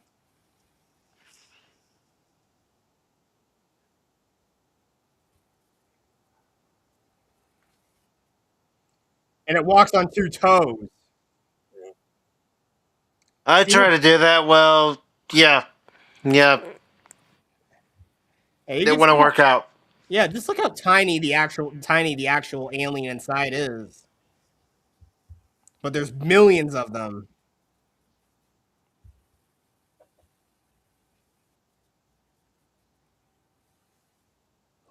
But it also did say the alien attacker seeded 3. So were the other two harvesters that were on board the attacker killed on impact? We don't know. Maybe. Even with that biosuit. Yeah, they actually are. They're actually just as vulnerable, if not more vulnerable, and squishy than we humans are. Yeah, so negotiating's out of the question. They just want to wipe us out. Yeah, they see us as insects. Yeah, but they're like insects. They're like locusts. Shoot the frick out of that thing. You know, you'd think you'd have someone of a higher rank running Area 51 than a light colonel. Mm-hmm. No, At least a full bird. no. I think no. Mitchell is like his rank is major. He's a major in the Air Force. Oh, that's right. He's gold. He's got gold on. Sorry, a major. Yeah, but still, you'd think there'd be someone of a little bit higher rank for. Since Nziki worked for the CIA, since he was the head of the CIA, he probably has top clearance at this place. Yeah. They're moving from planet to planet and taking the resources and wiping out the native population. They're just here to exterminate us. Just shooting it to make sure it's Exterminate us and take our resources, like the president said. Yep. Mm-hmm. Excuse me, Mr. President. You do remember they have shields on, right? They're hoping that the nukes would get by them. Yeah, but again, the aliens are far advanced. They probably invented they probably invented atomic power thousands of years before we did. We were we already discovered atomic energy before while your people were already sharpening stone-tipped spears.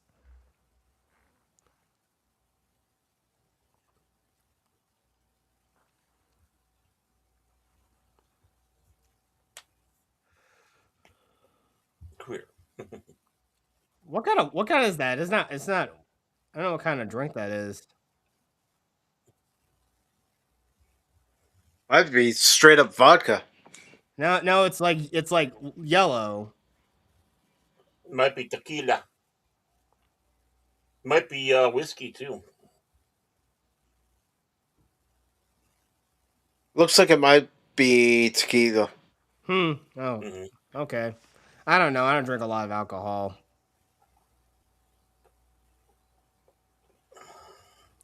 The only thing I actually did try to do, I tried to make vodka gummies.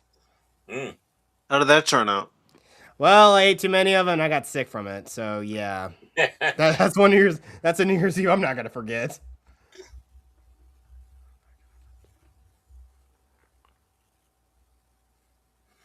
Taste the rainbow. Yeah, again, also to remind us that they were married once. And Hitler's kind of bummed that his friend's dead, his wife and her son are dead. So he feels like he's lost everything, but he's not losing hope. Well, he has lost everything as far as his home is concerned, family is concerned. Yeah. He doesn't realize that his girlfriend's still out there, but Yeah, but he has a hunch. That's why he's taking the helicopter.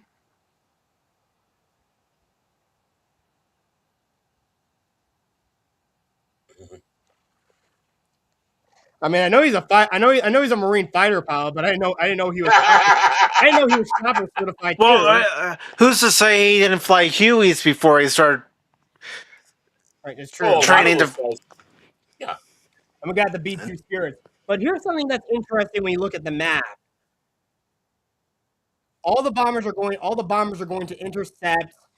We're going to intercept all the city destroyers, but they're taking off from some air base in Texas. And the only one I think of that's closest in Texas is near the Panhandle is Shepherd Air Force Base. Mm-hmm. They're just practicing for Iran. Don't get me started on that mess. This is another good model shot of using the highway outside Houston. It's real. All of those are models. Even that APC is a model. Again, you really got to give credit to Independence Day for doing all this with all these miniatures and models. Mm-hmm. Well, that was ILM's bread and butter. Mm-hmm. Was doing the miniatures and the map paintings and using full-size models and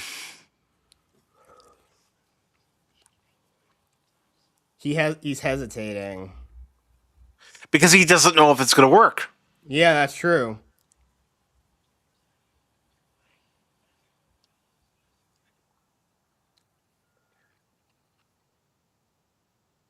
I just hope that B2 bomber got away in time before it detonated. Why is Slim Pickens on there?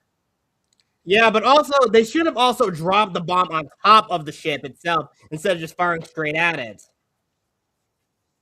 I mean, because at least if the nuke detonates, it'll at least shield the city below at least.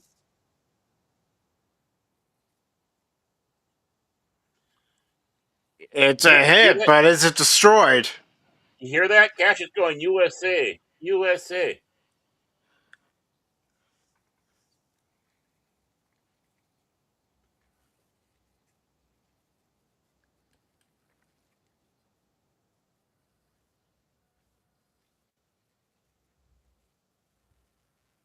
Yeah, you don't want to be looking at it as it explodes.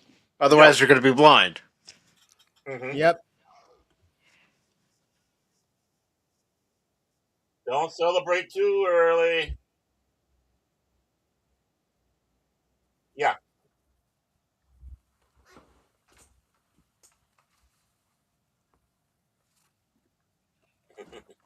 Nope, still there. But we pretty much just destroyed all of Houston just to destroy the aliens. Yeah, and one of the aliens is out leaning out the window flipping us off.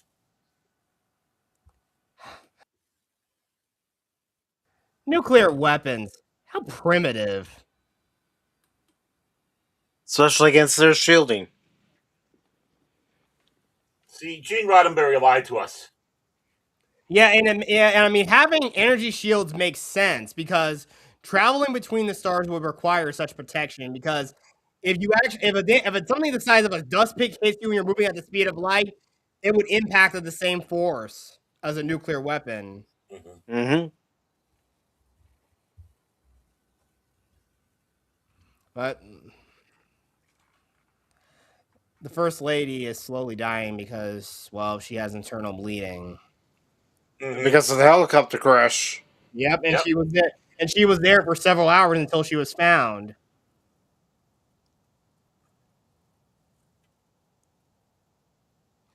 and I also know the first lady is also injured. But let's make out. Let's make out.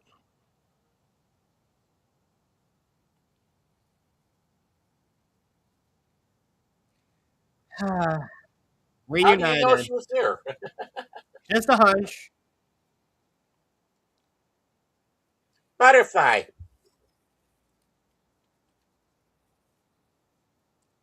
And that's a classic movie kiss, baby. A gut feeling. Yep, it Now paid dance. off. When your dances.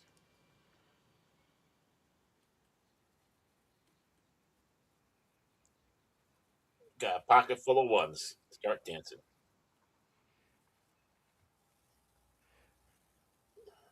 Yeah, you can't. Yeah, I don't think you'd use a. I mean, any sort of military operation, we just have to use a small tactical nuclear weapon. If we're gonna, a strategic nuke is basically aimed for a big city. Well, considering the ship's the size of a small city, and they wanted to make sure they got through there, so Yeah, I mean, but again, using a nuclear bomber would probably be the best option because it's oh a yeah. part of our nuclear triad. You also have the sub base miss the subs. They probably took out. They probably also took out the subs most likely, or they also sent their attackers to destroy the silos. But we know Yeah. other But- military stations were attacked. Also, take this into consideration. You know, the submarines run silent, run deep. Yes. Yep. But again, if they tracked all of our radar signals, they probably would have looked for the submarines and probably destroyed them too. Yeah, I mean their ships could probably go underwater. So they talk, Maybe. no, they talk about the underwater flying, unidentified underwater objects or whatever they want to call those. I can't remember. But they talk about those. So, boom, So yeah, that so could have happened. But yeah, you they don't never know. I found mean, out.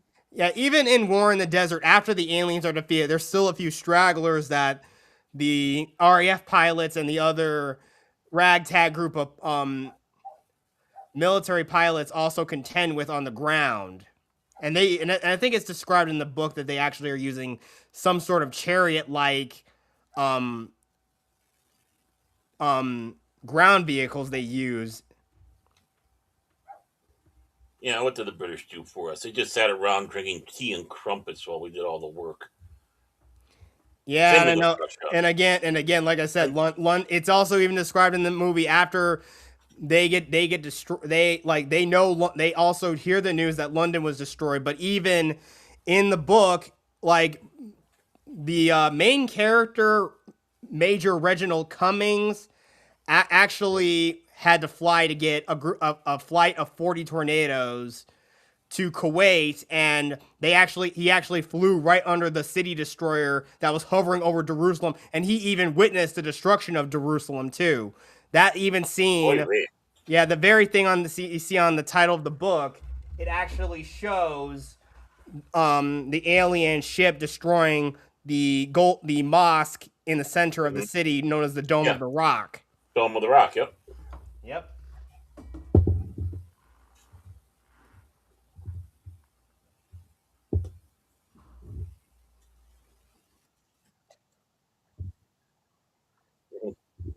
And that's what happens after you drink a lot of tequila. Yep, you go nuts. Did you eat the worm? In fact, I think I saw some weird video saying that that's the plan. That's like the government's plan to take on an alien invasion is pollute the atmosphere, so the Earth will be useless to them. Well, I love how he's all complaining about us, but it's like, excuse me, the ones that are really doing the destruction of the Earth are the aliens. Yeah. So we got to ruin the Earth just to make sure that they don't really care about everything. All they really want is like our molten core from what we find out in the sequel. Which again, I'm sorry I'm bringing that up, but that's probably the reason why they were here. I'm surprised Mike hasn't kicked you yet. I'm sorry. No, I'm not gonna kick him I for am mentioning the kidding. sequel. Well, look what you said to poor DJ. You heard his feelings. He knows I'm joking with him. I know. But his turtles didn't.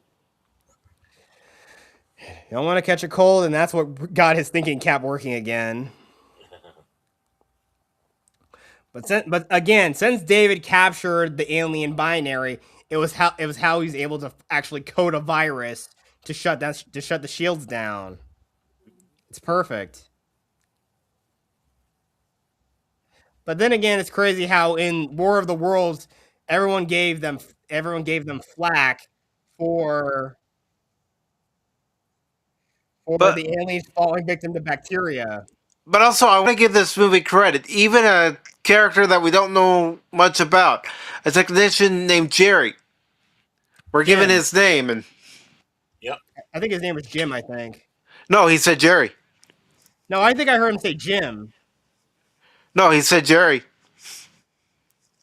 The War of the Jays. Yeah, Why don't we just call Peace and Smoke a J, man? Come on, man. Go ahead.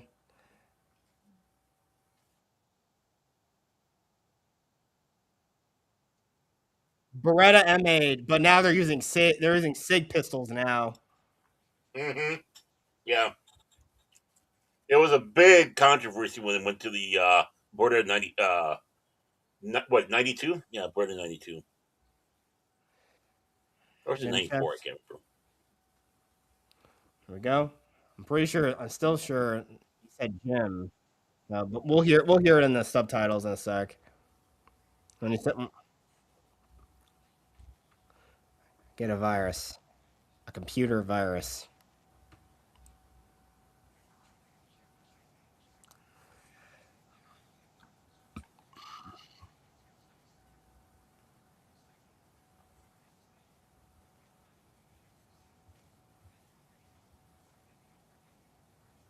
Wow.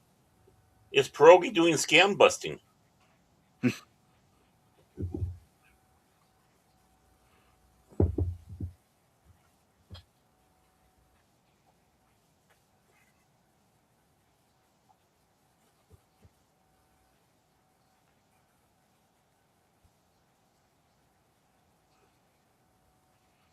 Again, anyone who's just joined us, you can watch the movie with us over in Kosmi. If you click on that Kosmi link that's pinned to the chat on YouTube, Blaze, and Rumble. I'm rooting for the aliens. And trust me, again, this is a great movie. It's a great movie. It is.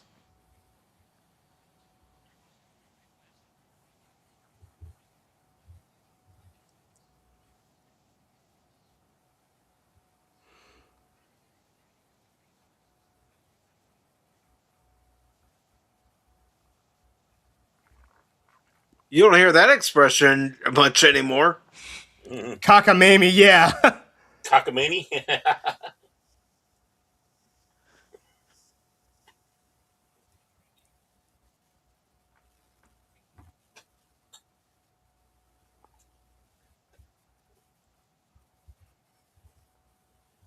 He said Jim. Yep, see? It is Jim.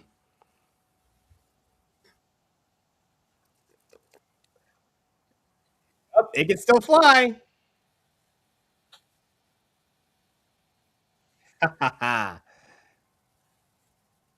It's like, holy crap. And Zicky's just sweating bullets right now.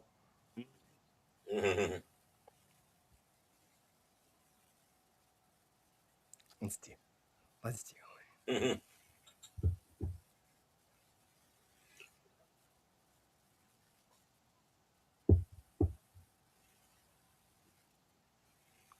Why can't Will Smith be like that again with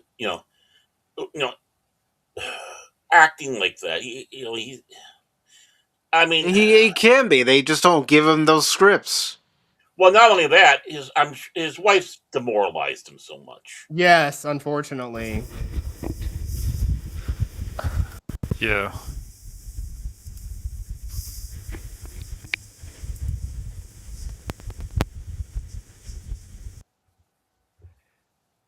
Yeah, he is a sniveling little weasel.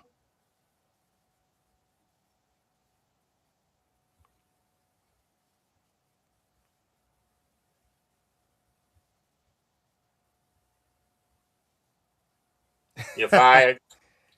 You're fired. That's right. He's fired. He is so fired. Oh man, I cannot believe we're making that joke. But again, it's now it's almost too easy. And technically, again, in this scene we see here, there's a lot of inconsistencies here because apparently all three of these men are supposed to be the main characters in War in the Desert, but they're not. But they don't look how they were described in the book. And also, the airfield where all the coalition of pilots in the Middle East are. It's actually supposed to be in Saudi Arabia, not in Iraq. Mm-hmm. And also, another major component of the book is all the old standing rivalries are still present even during the alien invasion. Again, you got the Palestinians and other Arab countries, Arab/Muslim countries hating Israel, and of course, and that's just how it is. It's still present, but eventually, they still kind of. But even when the aliens do get destroyed, some people are kind of somewhat changing their tune a little bit. Yeah, we already saw all the Middle Eastern pilots and the RAF pilots we saw there. We saw Japan and Russia. Israel. Yeah, Israel, and I'm not sure if that was the Syrian or the Iraqi flag. But but again, the contingent of pilots that we saw in War in the Desert were Syrian, Egyptian, Jordanian, Iraqi, Iranian, Israel, of course, and I think there was like one lone Ethiopian pilot there.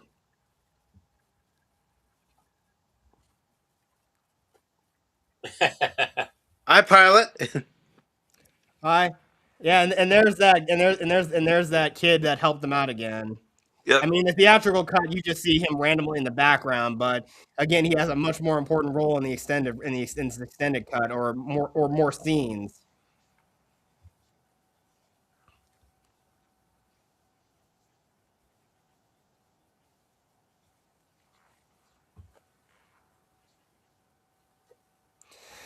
Yeah, and given the situation, they have to call back some old veterans. Well, that'd be so cool to actually wear a flight harness and a flight suit. That'd be so cool to wear one of those. Yeah.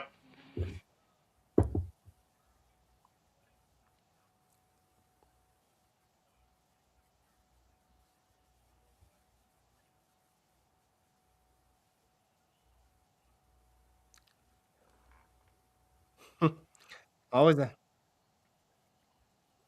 In the shooter's full. I'm surprised they also didn't use. I guess he didn't know what they used to fire the pulse lasers on the ship. Mm-hmm. Maybe they hadn't found that right frequency yet. What's the frequency, Kenneth?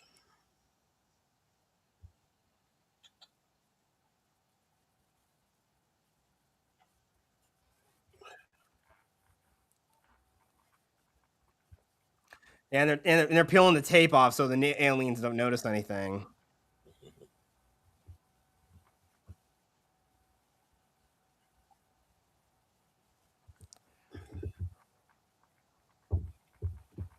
I mean, it's his virus. He's got to be the one that sends the signal, the virus into the computers. That's true, and he has a chance. It's my virus, and I can send it if I want to. Send it if I want to. Oh my gosh! Oh God, Baron. You would too if the aliens did that to you. And you look okay. You look better in your work uniform, Mom.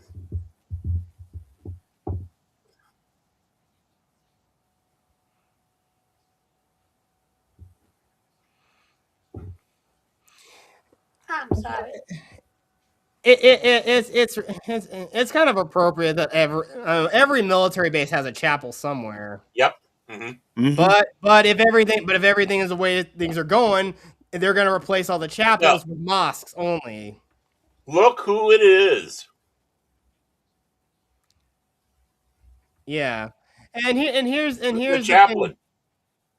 The Yeah. chaplain is Royce Howard. Oh, oh. Mm-hmm. Wait, Yeah, the Bryce father Howard. of Ron Howard and grandfather of Oh, Bryce Dallas Howard. And Father oh, John Sheridan. wow. Mhm. I'm glad you guys brought up some of these cool facts. I never knew this. But also, this scene is also sweet because not only is it them getting wed, but it's also a renewal of their own vows. It's very, very sweet, and it's also because David also held on to his wedding band after all these years. Even if they got divorced, he was still faithful to her.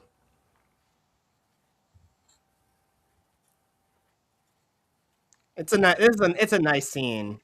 Yeah, it is, Yeah. and this is a great scene. Oh yes, the best scene in the movie. You won't believe it, but way back in 2004, I even before we actually shot off fireworks, I actually recited the speech by heart to my family, but I kind of changed some things around.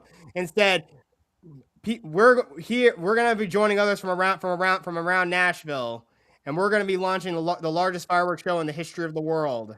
Nah. Yeah, it was Here we go. That's cool. because I really love this movie so much. So, how old were you when you first saw this movie? Darn, maybe four, 3 or 4, 4 or 5 years old, I think. Hmm. Yeah, I think late 19 around 1997 was when I started developing memories, I think. So yeah, and in 2004 I was exactly 10 years old. And that was the year my love for this movie was truly cemented. Mhm.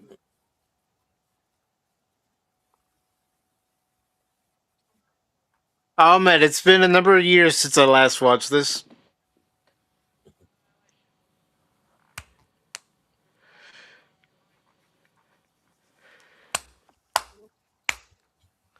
Just love how powerful it is.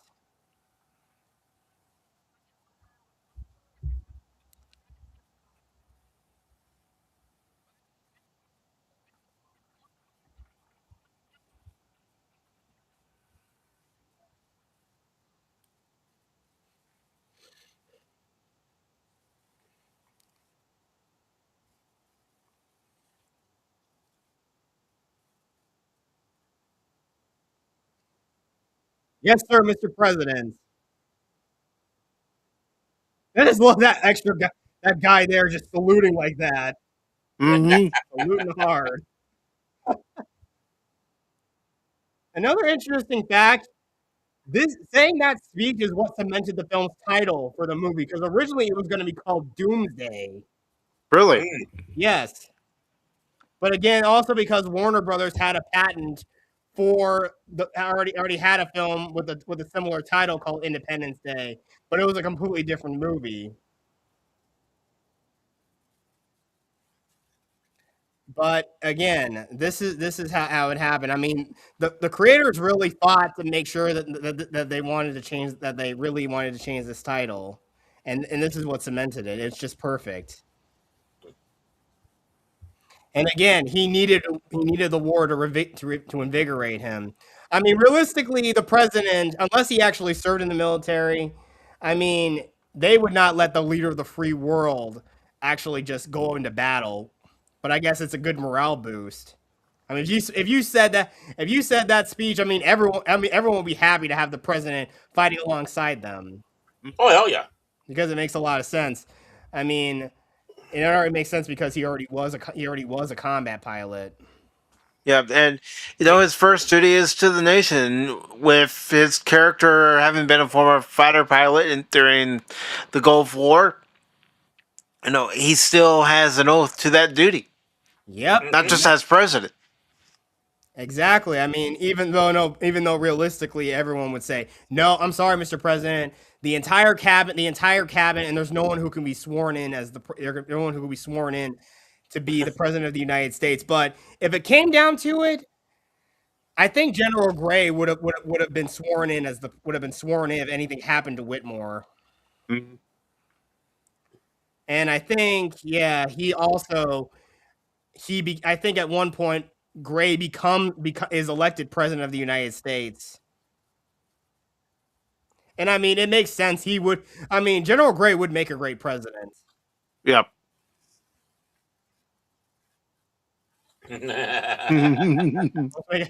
Almost think ahead. Well, Yeah, you can't celebrate without a cigar.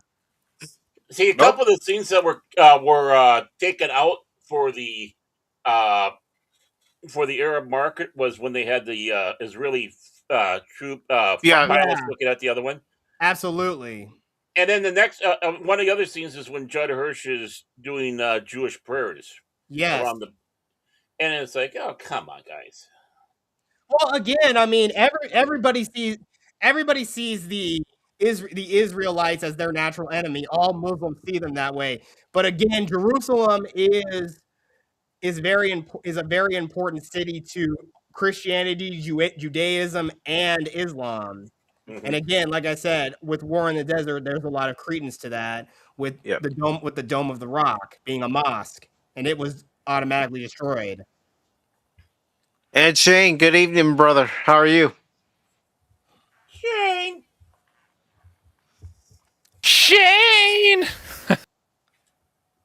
I can't believe they actually had a launch zone for that thing. I guess they probably were intending to fly this at some point. Oh, it's leaving space dock there, Baron.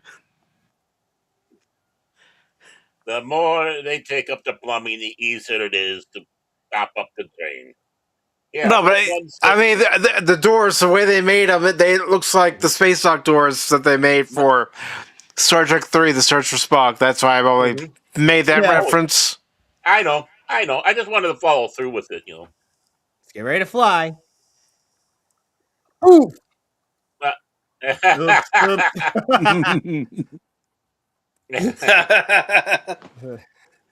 Oh, sorry. Yeah, the controls are inverted. Sorry, I got to pull back on the stick there.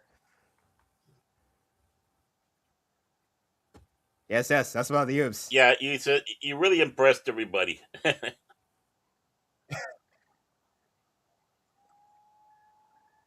That would be the ride of my life. Yep. And the person he's borrowing the plane from is a guy named Frank Patrick. Codename Hawk. Oh yeah, you know, ironically enough, people who have call signs, you're not given to. It's not chosen. It's not something you. It's not a name you choose. You usually get a call sign if you screw up something. Hey, you never give yourself a nickname. That's something that's bestowed upon you. Yeah, in the air. If you're a pilot, yeah, it's bestowed upon you, and they'll choose you a worse one if you decline it. So you just gotta stick with it. Yeah, and that's even more than just pilots too. I mean, the Nordics were very into having those nicknames, but it had to be given to you. You were considered very narcissistic if you gave yourself a nickname. It's like, oh, what a putz. Yeah. And see, here's a payoff too from what we saw earlier with that Mel from NASA. Yeah, he finally got to go to space. And I like the look and design of the mothership itself.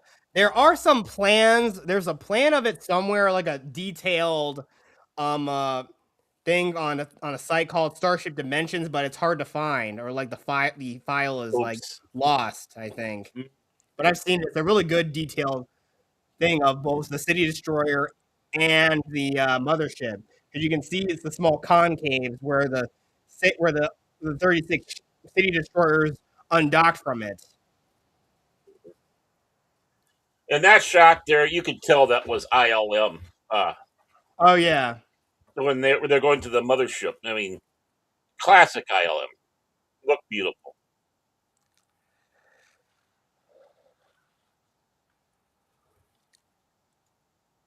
We die. Yeah, what about the civilians' topside? It's like, oh shit, I totally forgot. Oh yeah, let's go. Come on, get them in. Yep, get them in there.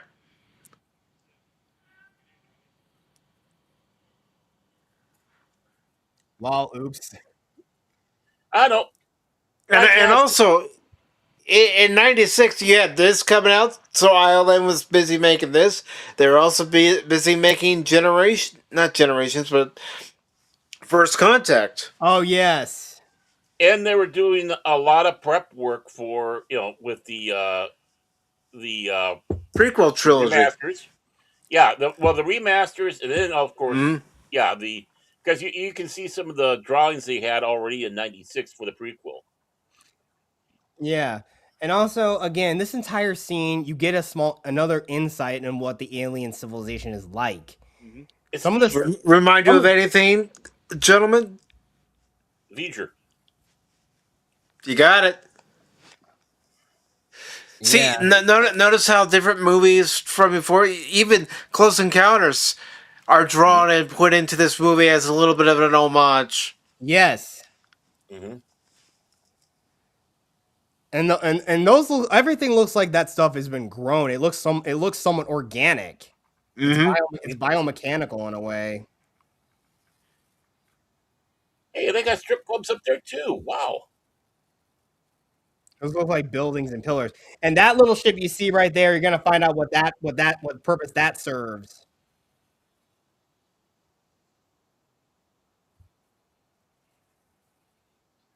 There's the command station in the center. Mm-hmm. Best place to have it is. Alien ground troops. So those are troop transports. They're boarding. They're boarding into troop.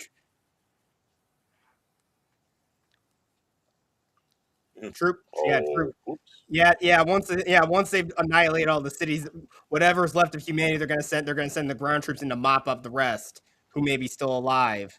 Mm-hmm. But we don't see the aliens carrying any blaster weapons. Well, it might be in their suit. Yeah, for all we know. I mean, I think they probably. I know we can assume somewhat that the grasping tentacles are like weapons in a way, but they would still need some type of like actual weapons to fight humans. I mean, sure we have like projectile bullets and some artillery, but with all of our bases destroyed, we have all we probably have is small arms fire. Maybe we could have a few tanks and maybe some fighting vehicles, but we'd be defenseless because all of our other defenses have been wiped out already. Mm-hmm. So again, it's a very thorough way how they're basically conducting their invasion still. Mm-hmm. And this is where David becomes nerdy. Mm-hmm. He connected so easily. That was easy. Getting ready to engage. You see The now. only thing he didn't get was an animation going, you didn't say the magic word. Oh man. Lock F spoils in attack position. Hold tight. Huh? Hey, there you go. What's this? What was that? Huh. It's probably nothing. Hey, guys, don't you notice that one of our own ships just randomly showed up? I mean, it's been gone for a while. Like, don't you think that? Oh come on, it can't. Oh come on, it couldn't. Well, It can't be nothing. it's an older code, but it still checks out. Yeah, exactly. And nope, shield's still up.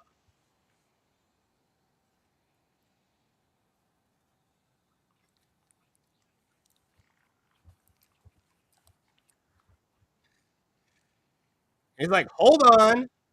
Not like you got like I think those are F-14 Tomcats and Harriers along with the F-18s. But it should have been a mix of different fighters, also of other fighters too, like F-15s and F-16s. Mm-hmm. I mean, they still would have been using the F-14 and Yeah, Tomcat. yeah. F-111s. But we also know the aliens probably destroyed all of our other Navy battleships and the carriers too.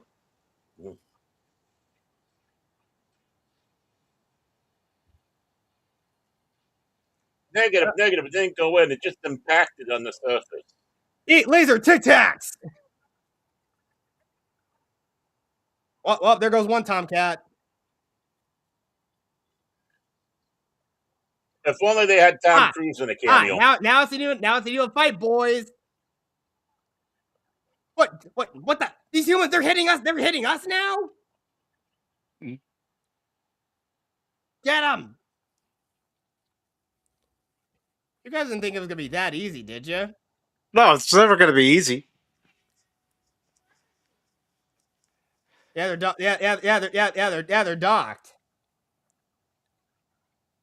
Like, huh? Hey, that ship. Why's that ship trying to leave?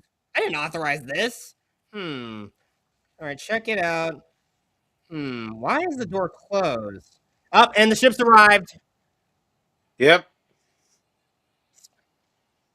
And they said incoming as always. But I can. And there go all the Winnebagos. Huh? Well, they should have gotten them off the ground. Yeah, they should have got them inside already. But I guess there were so many people they couldn't get them all in time. They were thinking about them. Yep, and some people are probably lost. Some people are probably already dead because they're blasting everything inside. And those things. Those things hit, and those blasters when they hit the ground, they look like they impact with the force of a small grenade.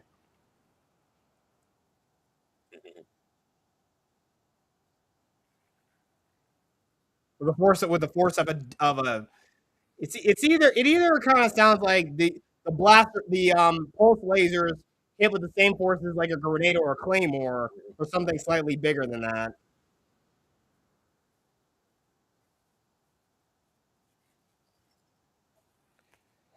Everybody's perfect. Oh yeah, and here's the payoff with that one guy that helped out the Case family. You know, it's the end of the world.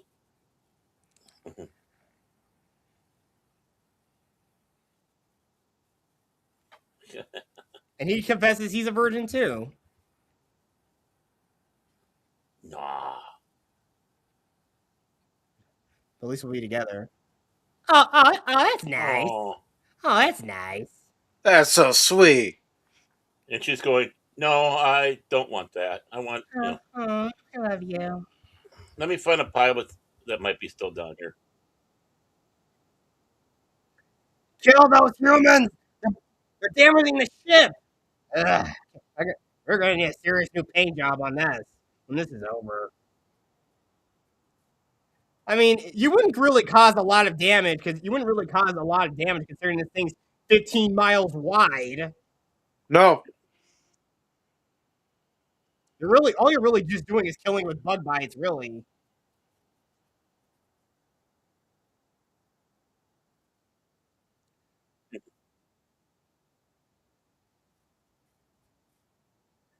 Commence primary ignition.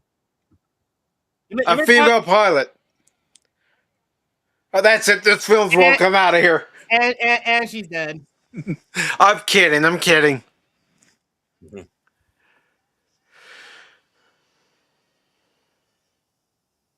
Open secondary arm. Open secondary doors. Again. Jamie, this entire scene, like when you're on Katina and Star Fox 64, it was a big reference to this movie. By the way,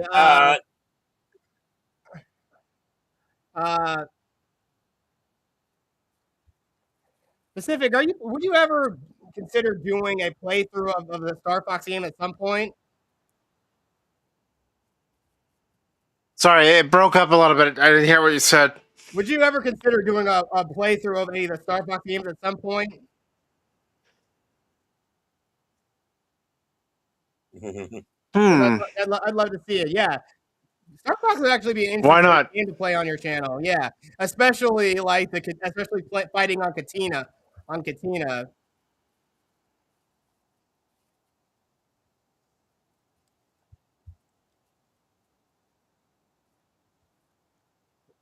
Let's mow him down with bullets.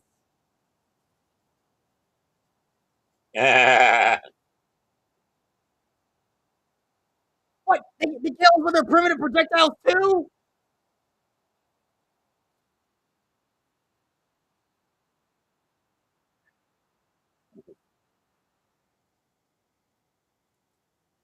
I like he has his aviator goggles strapped onto his helmet. That's really cool.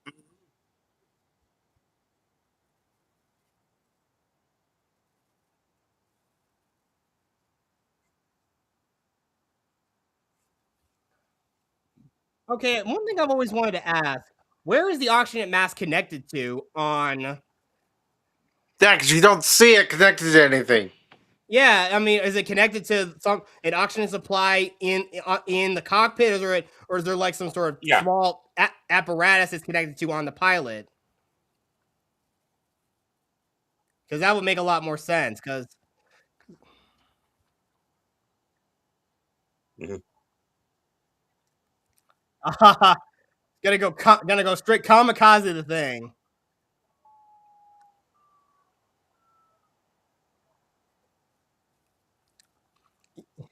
Wait a second, what are you doing in here, kid?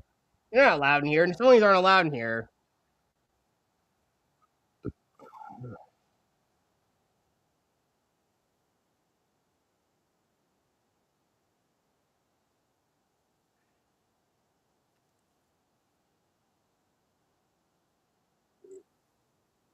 And the moment the Russell Case's plane impacts the laser, what you hear is a super deformed and warped version of James Brown's iconic yell from "I Feel Good." I mean, think about it. With that explosion there, imagine where the debris field would be and how large that debris field radius would be. And Yeah, it would be. You know, my dad said they would actually be trapped in there with the ship crashing. And so technically, it's only like a few. It's only like a few hundred. It's only like a few thousand feet above. It's only like a couple thousand feet above the ground, I think. mm-hmm. And that's the reason why they're so close to the ground. When they fire it down, the impact of the laser would just expand outward. Mm-hmm. But again, that thing is 15 miles wide, and I mean, sure, it caused a chain reaction that gutted the whole vessel. But like I said in War in the Desert, once the city destroyer is destroyed, because one of them is actually heading toward Mecca, the Islamic holy city, and again, Islamic law, they would be duty bound to protect it, which they do just in time. But again, there were some alien stragglers that survived, Mm-hmm. and that's why they also fight, and that's why the characters in War in the Desert have to fight them on the ground too. And that's why you never forget Morse code. Yeah, because it's going to be the only form of communication left we have. So we still need the telegraph lines, or using the fiber optic cables across the earth. You got to have all those you got to have analog systems and other redundancies in case like all digital stuff goes down. But some people think, oh no, we all have to use digital. But guess what? If an EMP affects us, we're basically back in the Stone Age. If everything's all digital, there needs to be analog systems and redundancies there. Mm-hmm. Exactly. And this is just a good scene here. Yeah, even though they never knew each other long, but they basically feel like they become brothers in arms. Well, yeah. Because they have. Yeah. They've become brothers in the crisis. Yeah. And that's what I also really love about disaster movies. It brings out the humanity in all of us. The heroism, the valiance. It's just perfect. This is absolutely why I love this movie so much, and just a lot of other disaster films. Execute Jolly Roger. Yeah. Bye-bye. I would be flipping the aliens the bird. Yeah, exactly. Yep. Yeah, you guys, stop. Hey, huh?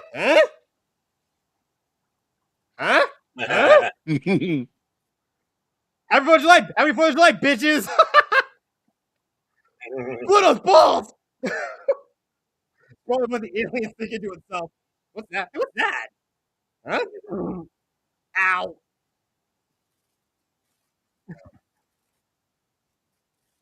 Valid. Oh, those humans are gonna get it.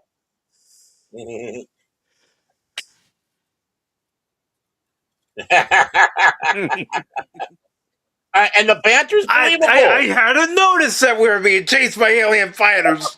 Exactly. Right, sometimes you're driving. Yeah, well, this movie is not afraid to go there, as in, it's not like, oh, I can't say that. It's like, no, I'm gonna say what's on my mind right now. What the fuck? Yeah, exactly.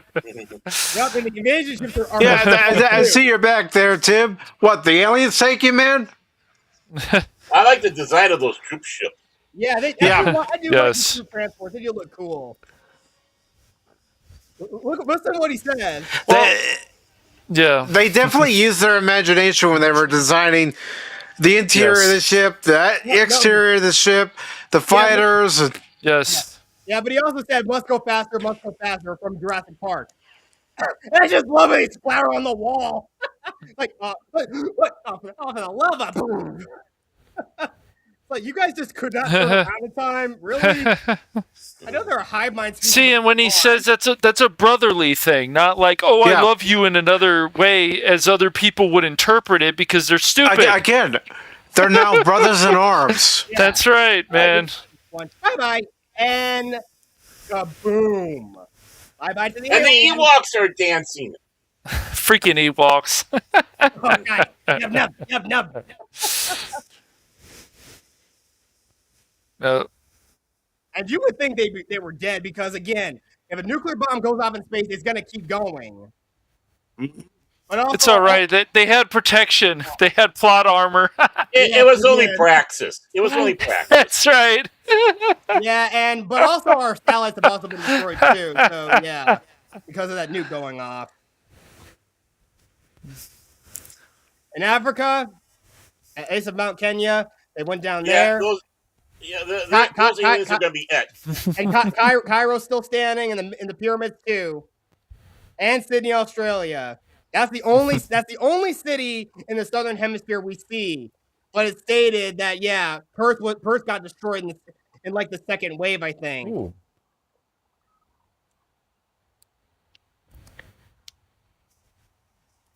These men are heroes. All right. These men are heroes. Mm-hmm. This is a victory for the human race. Mm-hmm.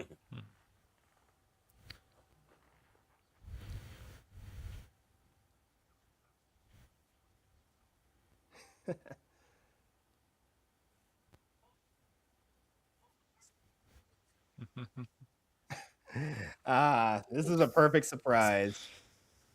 Out in the salt flats.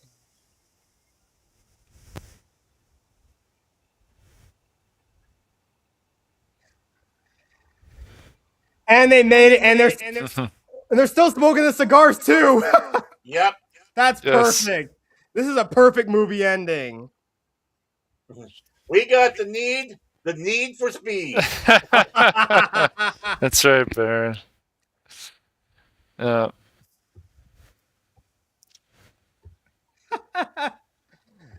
Yes. This is so awesome. And unlike Katy Perry, Jeff Goldblum was an astronaut. Exactly. I love it. And he's also earned the president's respect as well. Mm-hmm. And somehow his glasses are also tinted now. It's unexplained, but he looks badass. Wearing transitions lenses. David, he's got tinted glasses now. Yeah. Well, they might be those that polarize. Yeah. I had transition lenses a long time ago. Yeah. I wish I had them on these ones I have. Yeah. This movie still holds up very well too. Yeah, 30 years later. And I can't believe, to top it off, the debris of the mothership is raining through the atmosphere. That's so cool. It's a perfect way to end it off. And it takes out. Yeah, there we go. And one hit. Yeah. One hit. Yeah. Will Smith. There we go. This movie freaking rules. Yep. Up. Da, da, da, da, da, da, da, da, da.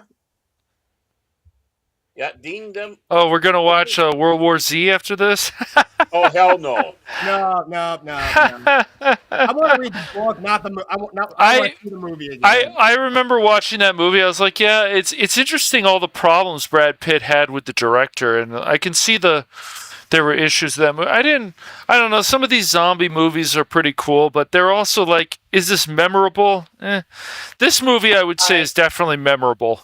Independence Day is. It's a part of pop culture. It's been a part of pop culture for the last 30 years. Yes. Oh, yeah.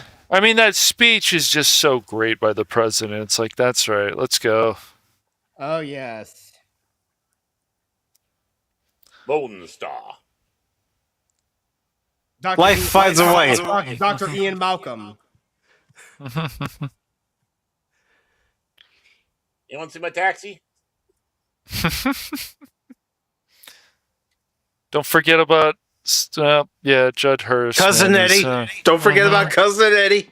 Robert Loggia. What a great actor he was. Mm-hmm. He was really funny in that when he guest starred on that Frasier episode too. It was great. In that restaurant. Yeah, Ross Bangley was his name. Mae Whitman and Harry Connick Jr. Mm-hmm.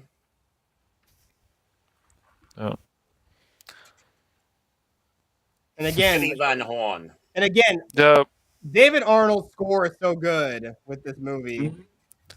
Well, that's why I also want to let it play, because there are certain movie scores you just gotta let them play. Yeah, and there's Volker Engel, the visual direct supervisor. Volker Engel. Also, some of the credits, if I remember, one of the credits said that what was it? That they just called him the Mexican janitor. It's like, does he have a name? Some of this stuff is always funny in these credits. Oh yeah, how the characters are cast. Yeah, and the day after tomorrow. They've probably changed it by now, though. But yeah, it's just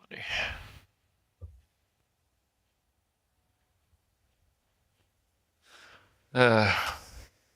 James Wong. Yep. The James Wong, the guy who directed Final Destination.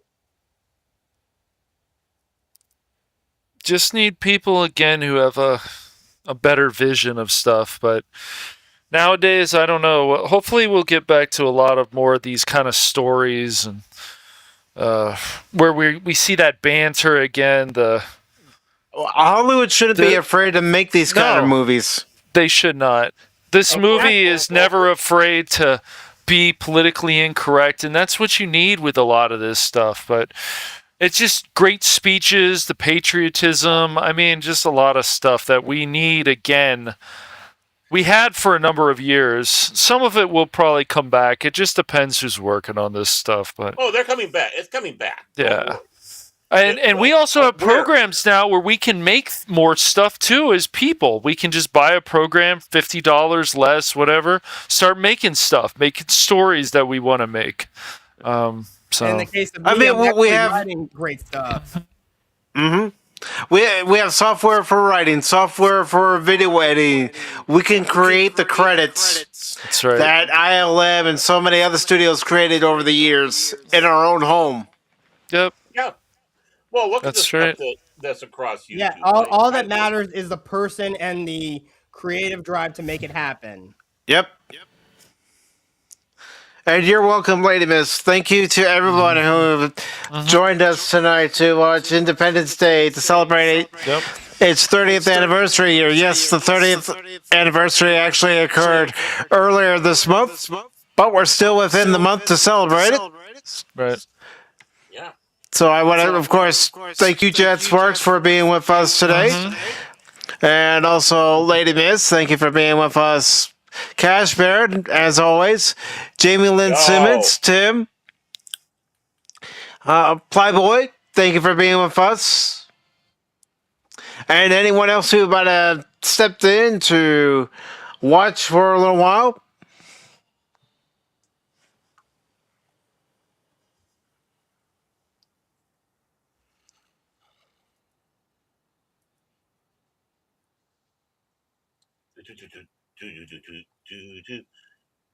Well, I'm also testing something there, Tim.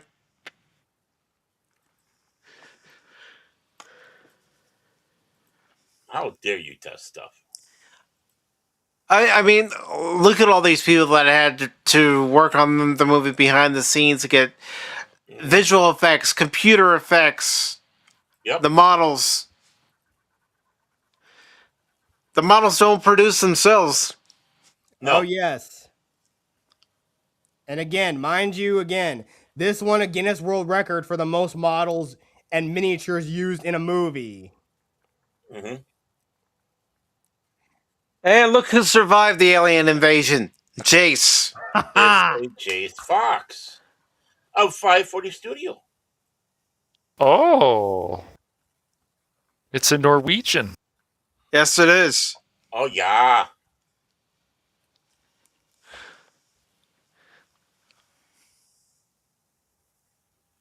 How are you doing tonight, Jace? Ernest Tron Anderson was the assistant to Will Smith. Mm.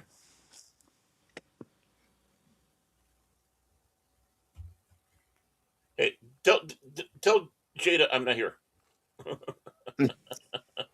I don't know the answer to that question there, Tim, if it still has the record or not. Oh, so Dean Devlin directed the second unit, huh? Yeah. Not surprised. What is the whole what is the position of best boy? What is that supposed to mean? I've never understood that. Best boy, what is that supposed to be? I think you're like an assistant. Oh, okay. I think the best boy is the assistant to the lighting crew, and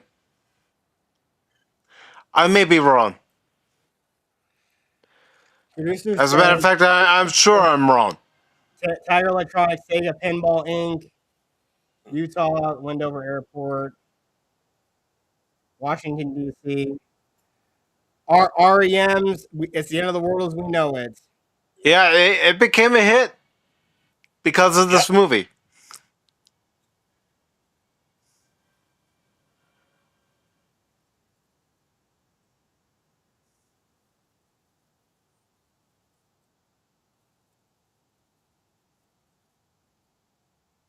No, yeah, I like how I said no animal or alien was harmed in the making of this movie.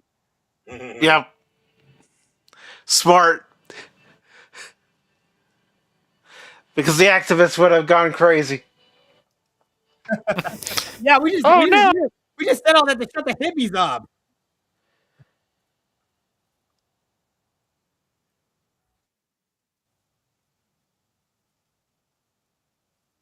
And Jay says, did try to do a... Hold on.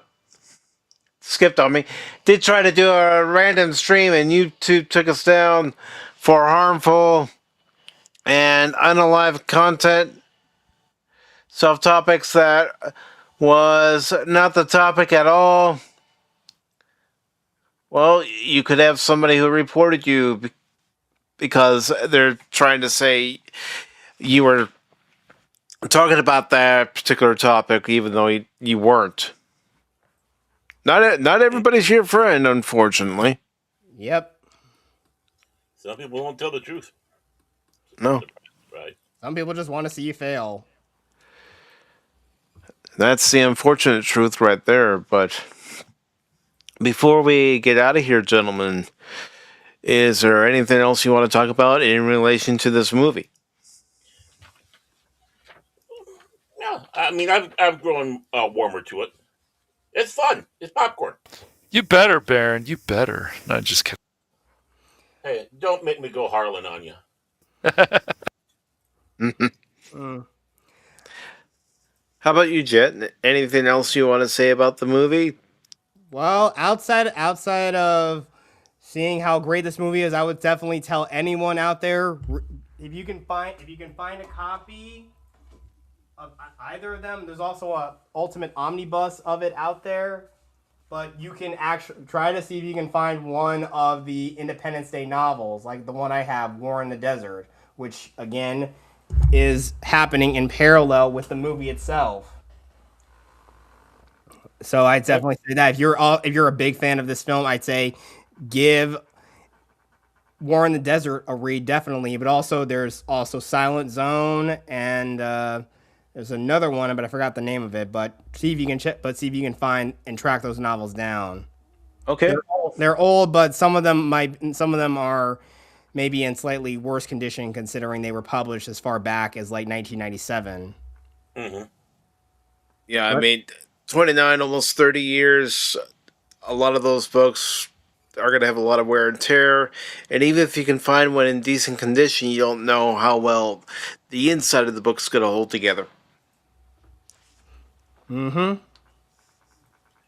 Well, some of the, it's amazing how some of those do keep up. It all depends on if the people took care of their books, like me, or whatnot.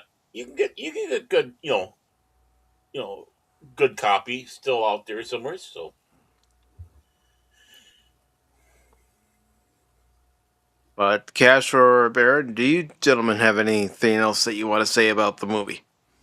no, not really, not really. Best, probably the best. I don't know. There's been a number of disaster movies, but this is definitely probably the best. I can't remember another disaster movie that had a lot of good elements to it, from the banter and the patriotism and the Mhm. dialogue and the speeches and everything. It's just it's just a fun movie.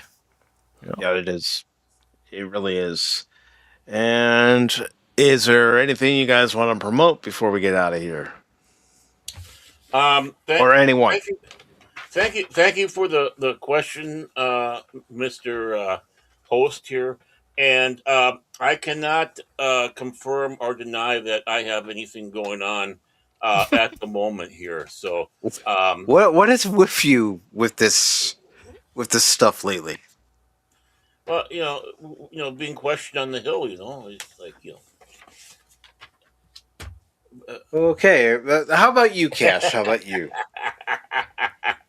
Well, Baron and I are getting more stuff going on with Cranky Old Fans, and I'm actually working on a gaming video right now, so it's just not Okay. ready yet. Jet, what about yourself? I'm honestly not really doing much of my YouTube channel these days, but the only thing I can definitely say that I'm happy to do because it's what I love to do and it's what I live for is me just writing my books, and occasionally I enjoy hopefully cracking open a decent book and doing that and just doing all that. I mean, I do have a few streams on my channel where I have talked about my writing, so you can always look at those and just see what kind of process or get a sneak peek of what I've been working on. But ever since then, I probably have done more. Progressed more in a lot of the works that I've shown. But again, someday hopefully I'm gonna get those all finished and I'm gonna get them published. And if they're out there, please, I hope that whatever I have written will be an enrapturing story to anyone who reads them. cool. I am putting your links into the chat. So everybody who is here, everybody who stops by, please come by and give Jet a subscribe and check out his past content. And who knows, Jet, you might actually be, motivated to produce new content. You never know what Yeah, might inspire you. that's true. That's true. But I just feel like there's just more importance with just me trying to take a step back in writing. I mean, if you want to just sit back and watch my content, I mean, again, if you want some gaming content too, you can always check those out. I mean, again, my stuff's not the best, but again, I've tried, and I'm always trying, and I've always like tried to do.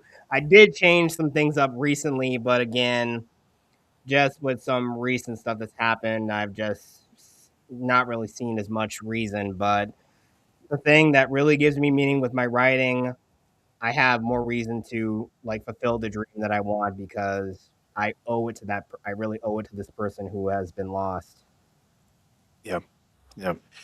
You know, we always have somebody who inspires us, whether it's a relative, a friend, and you know, you do use that as motivation for yourself to push forward. Thank you. But well, thank you, Jed. I appreciate you joining us tonight. Absolutely. And I also appreciate Lady Miss being here with us tonight. We also had Helion with us here tonight. Tim was here with us tonight. Padawannabe was here with us tonight. And we also had Jamie Lynn Simmons, DJ Ronnie G.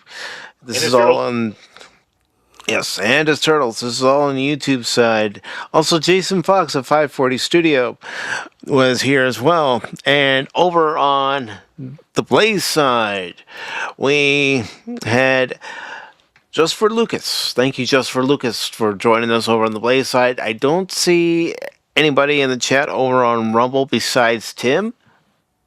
So if we had any watchers, lurkers, listeners, thank you to everybody on all platforms for being with us tonight. And coming in near the end here is Philip J. McCracken. Mm-hmm. And says it's past Cash's bedtime. Yeah, it probably is. But I do want to let everybody know what's coming up on the channel for tomorrow, Saturday, and Sunday. Tomorrow, I will be playing more of Middle-earth: Shadow of War. So we're going to do some side missions, do some main missions, and, you know, I'm just going to have a relaxing time going around, making sure that the orcs know who I am. And I'll be protesting because I belong to Orc Lives Matter. Of course you will. And then this Saturday, and all the times are 6 p.m. Eastern Daylight Time, but this Saturday will be episode number 32 of The Adventure Continues, a Star Trek discussion. And my guest for that particular episode will be Spock of Spock's Friday Nights, and also co-host Baron Orman Tagge. And we'll be watching the original Star Trek pilot, The Cage, with a special introduction from Gene Roddenberry. And then we are going to have another watch party this Sunday. Wow. And we're going to be watching something because I'm feeling particularly evil. And you know what? I want everybody to know that, you know, maybe, yeah, you need to know this. In my current mood, because I'm feeling so particularly evil. Listen, I am not nice, I am not kind, and I am not wonderful. That's right, you fur-faced fleeping boobs. I'm talking to you, Baron Orman Tagge, and you, the Triclops of the group, Cash Money 007.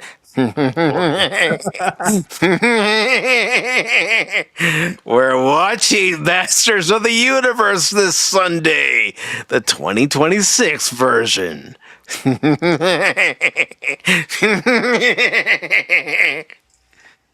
Why? Because, well... Listen, I am not nice, I am not kind, and I am not wonderful. If I had to watch it, now so do you. Everyone else says, I watch it so you don't have to. No.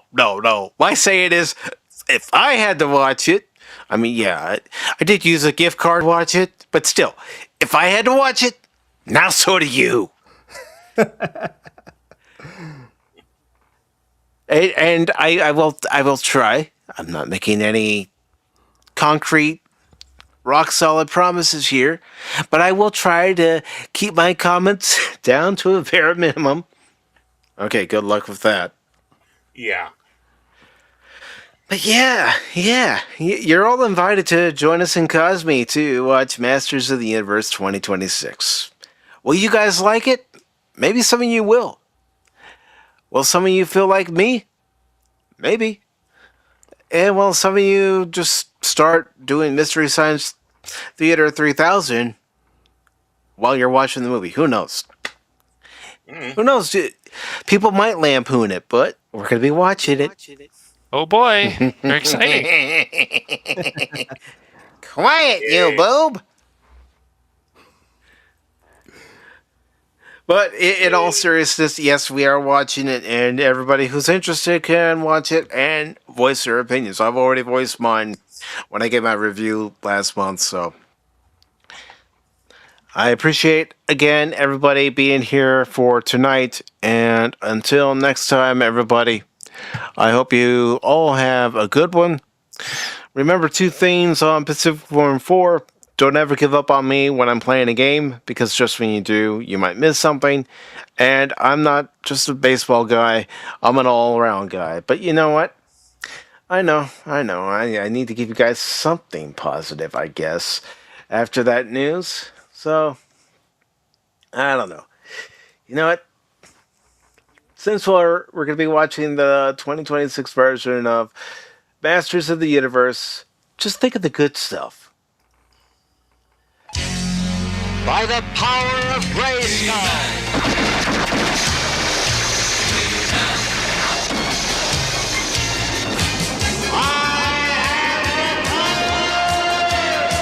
Have a good night, everybody.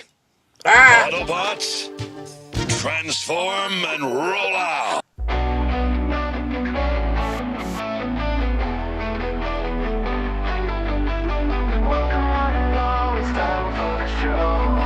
Pacific414 Pop Talk is here.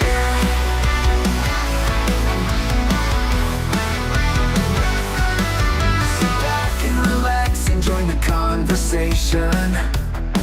We got there in There we go. No, you don't. No, you don't. Although, I think she might be feeling particularly evil. Could she be the evil Lynn of the group?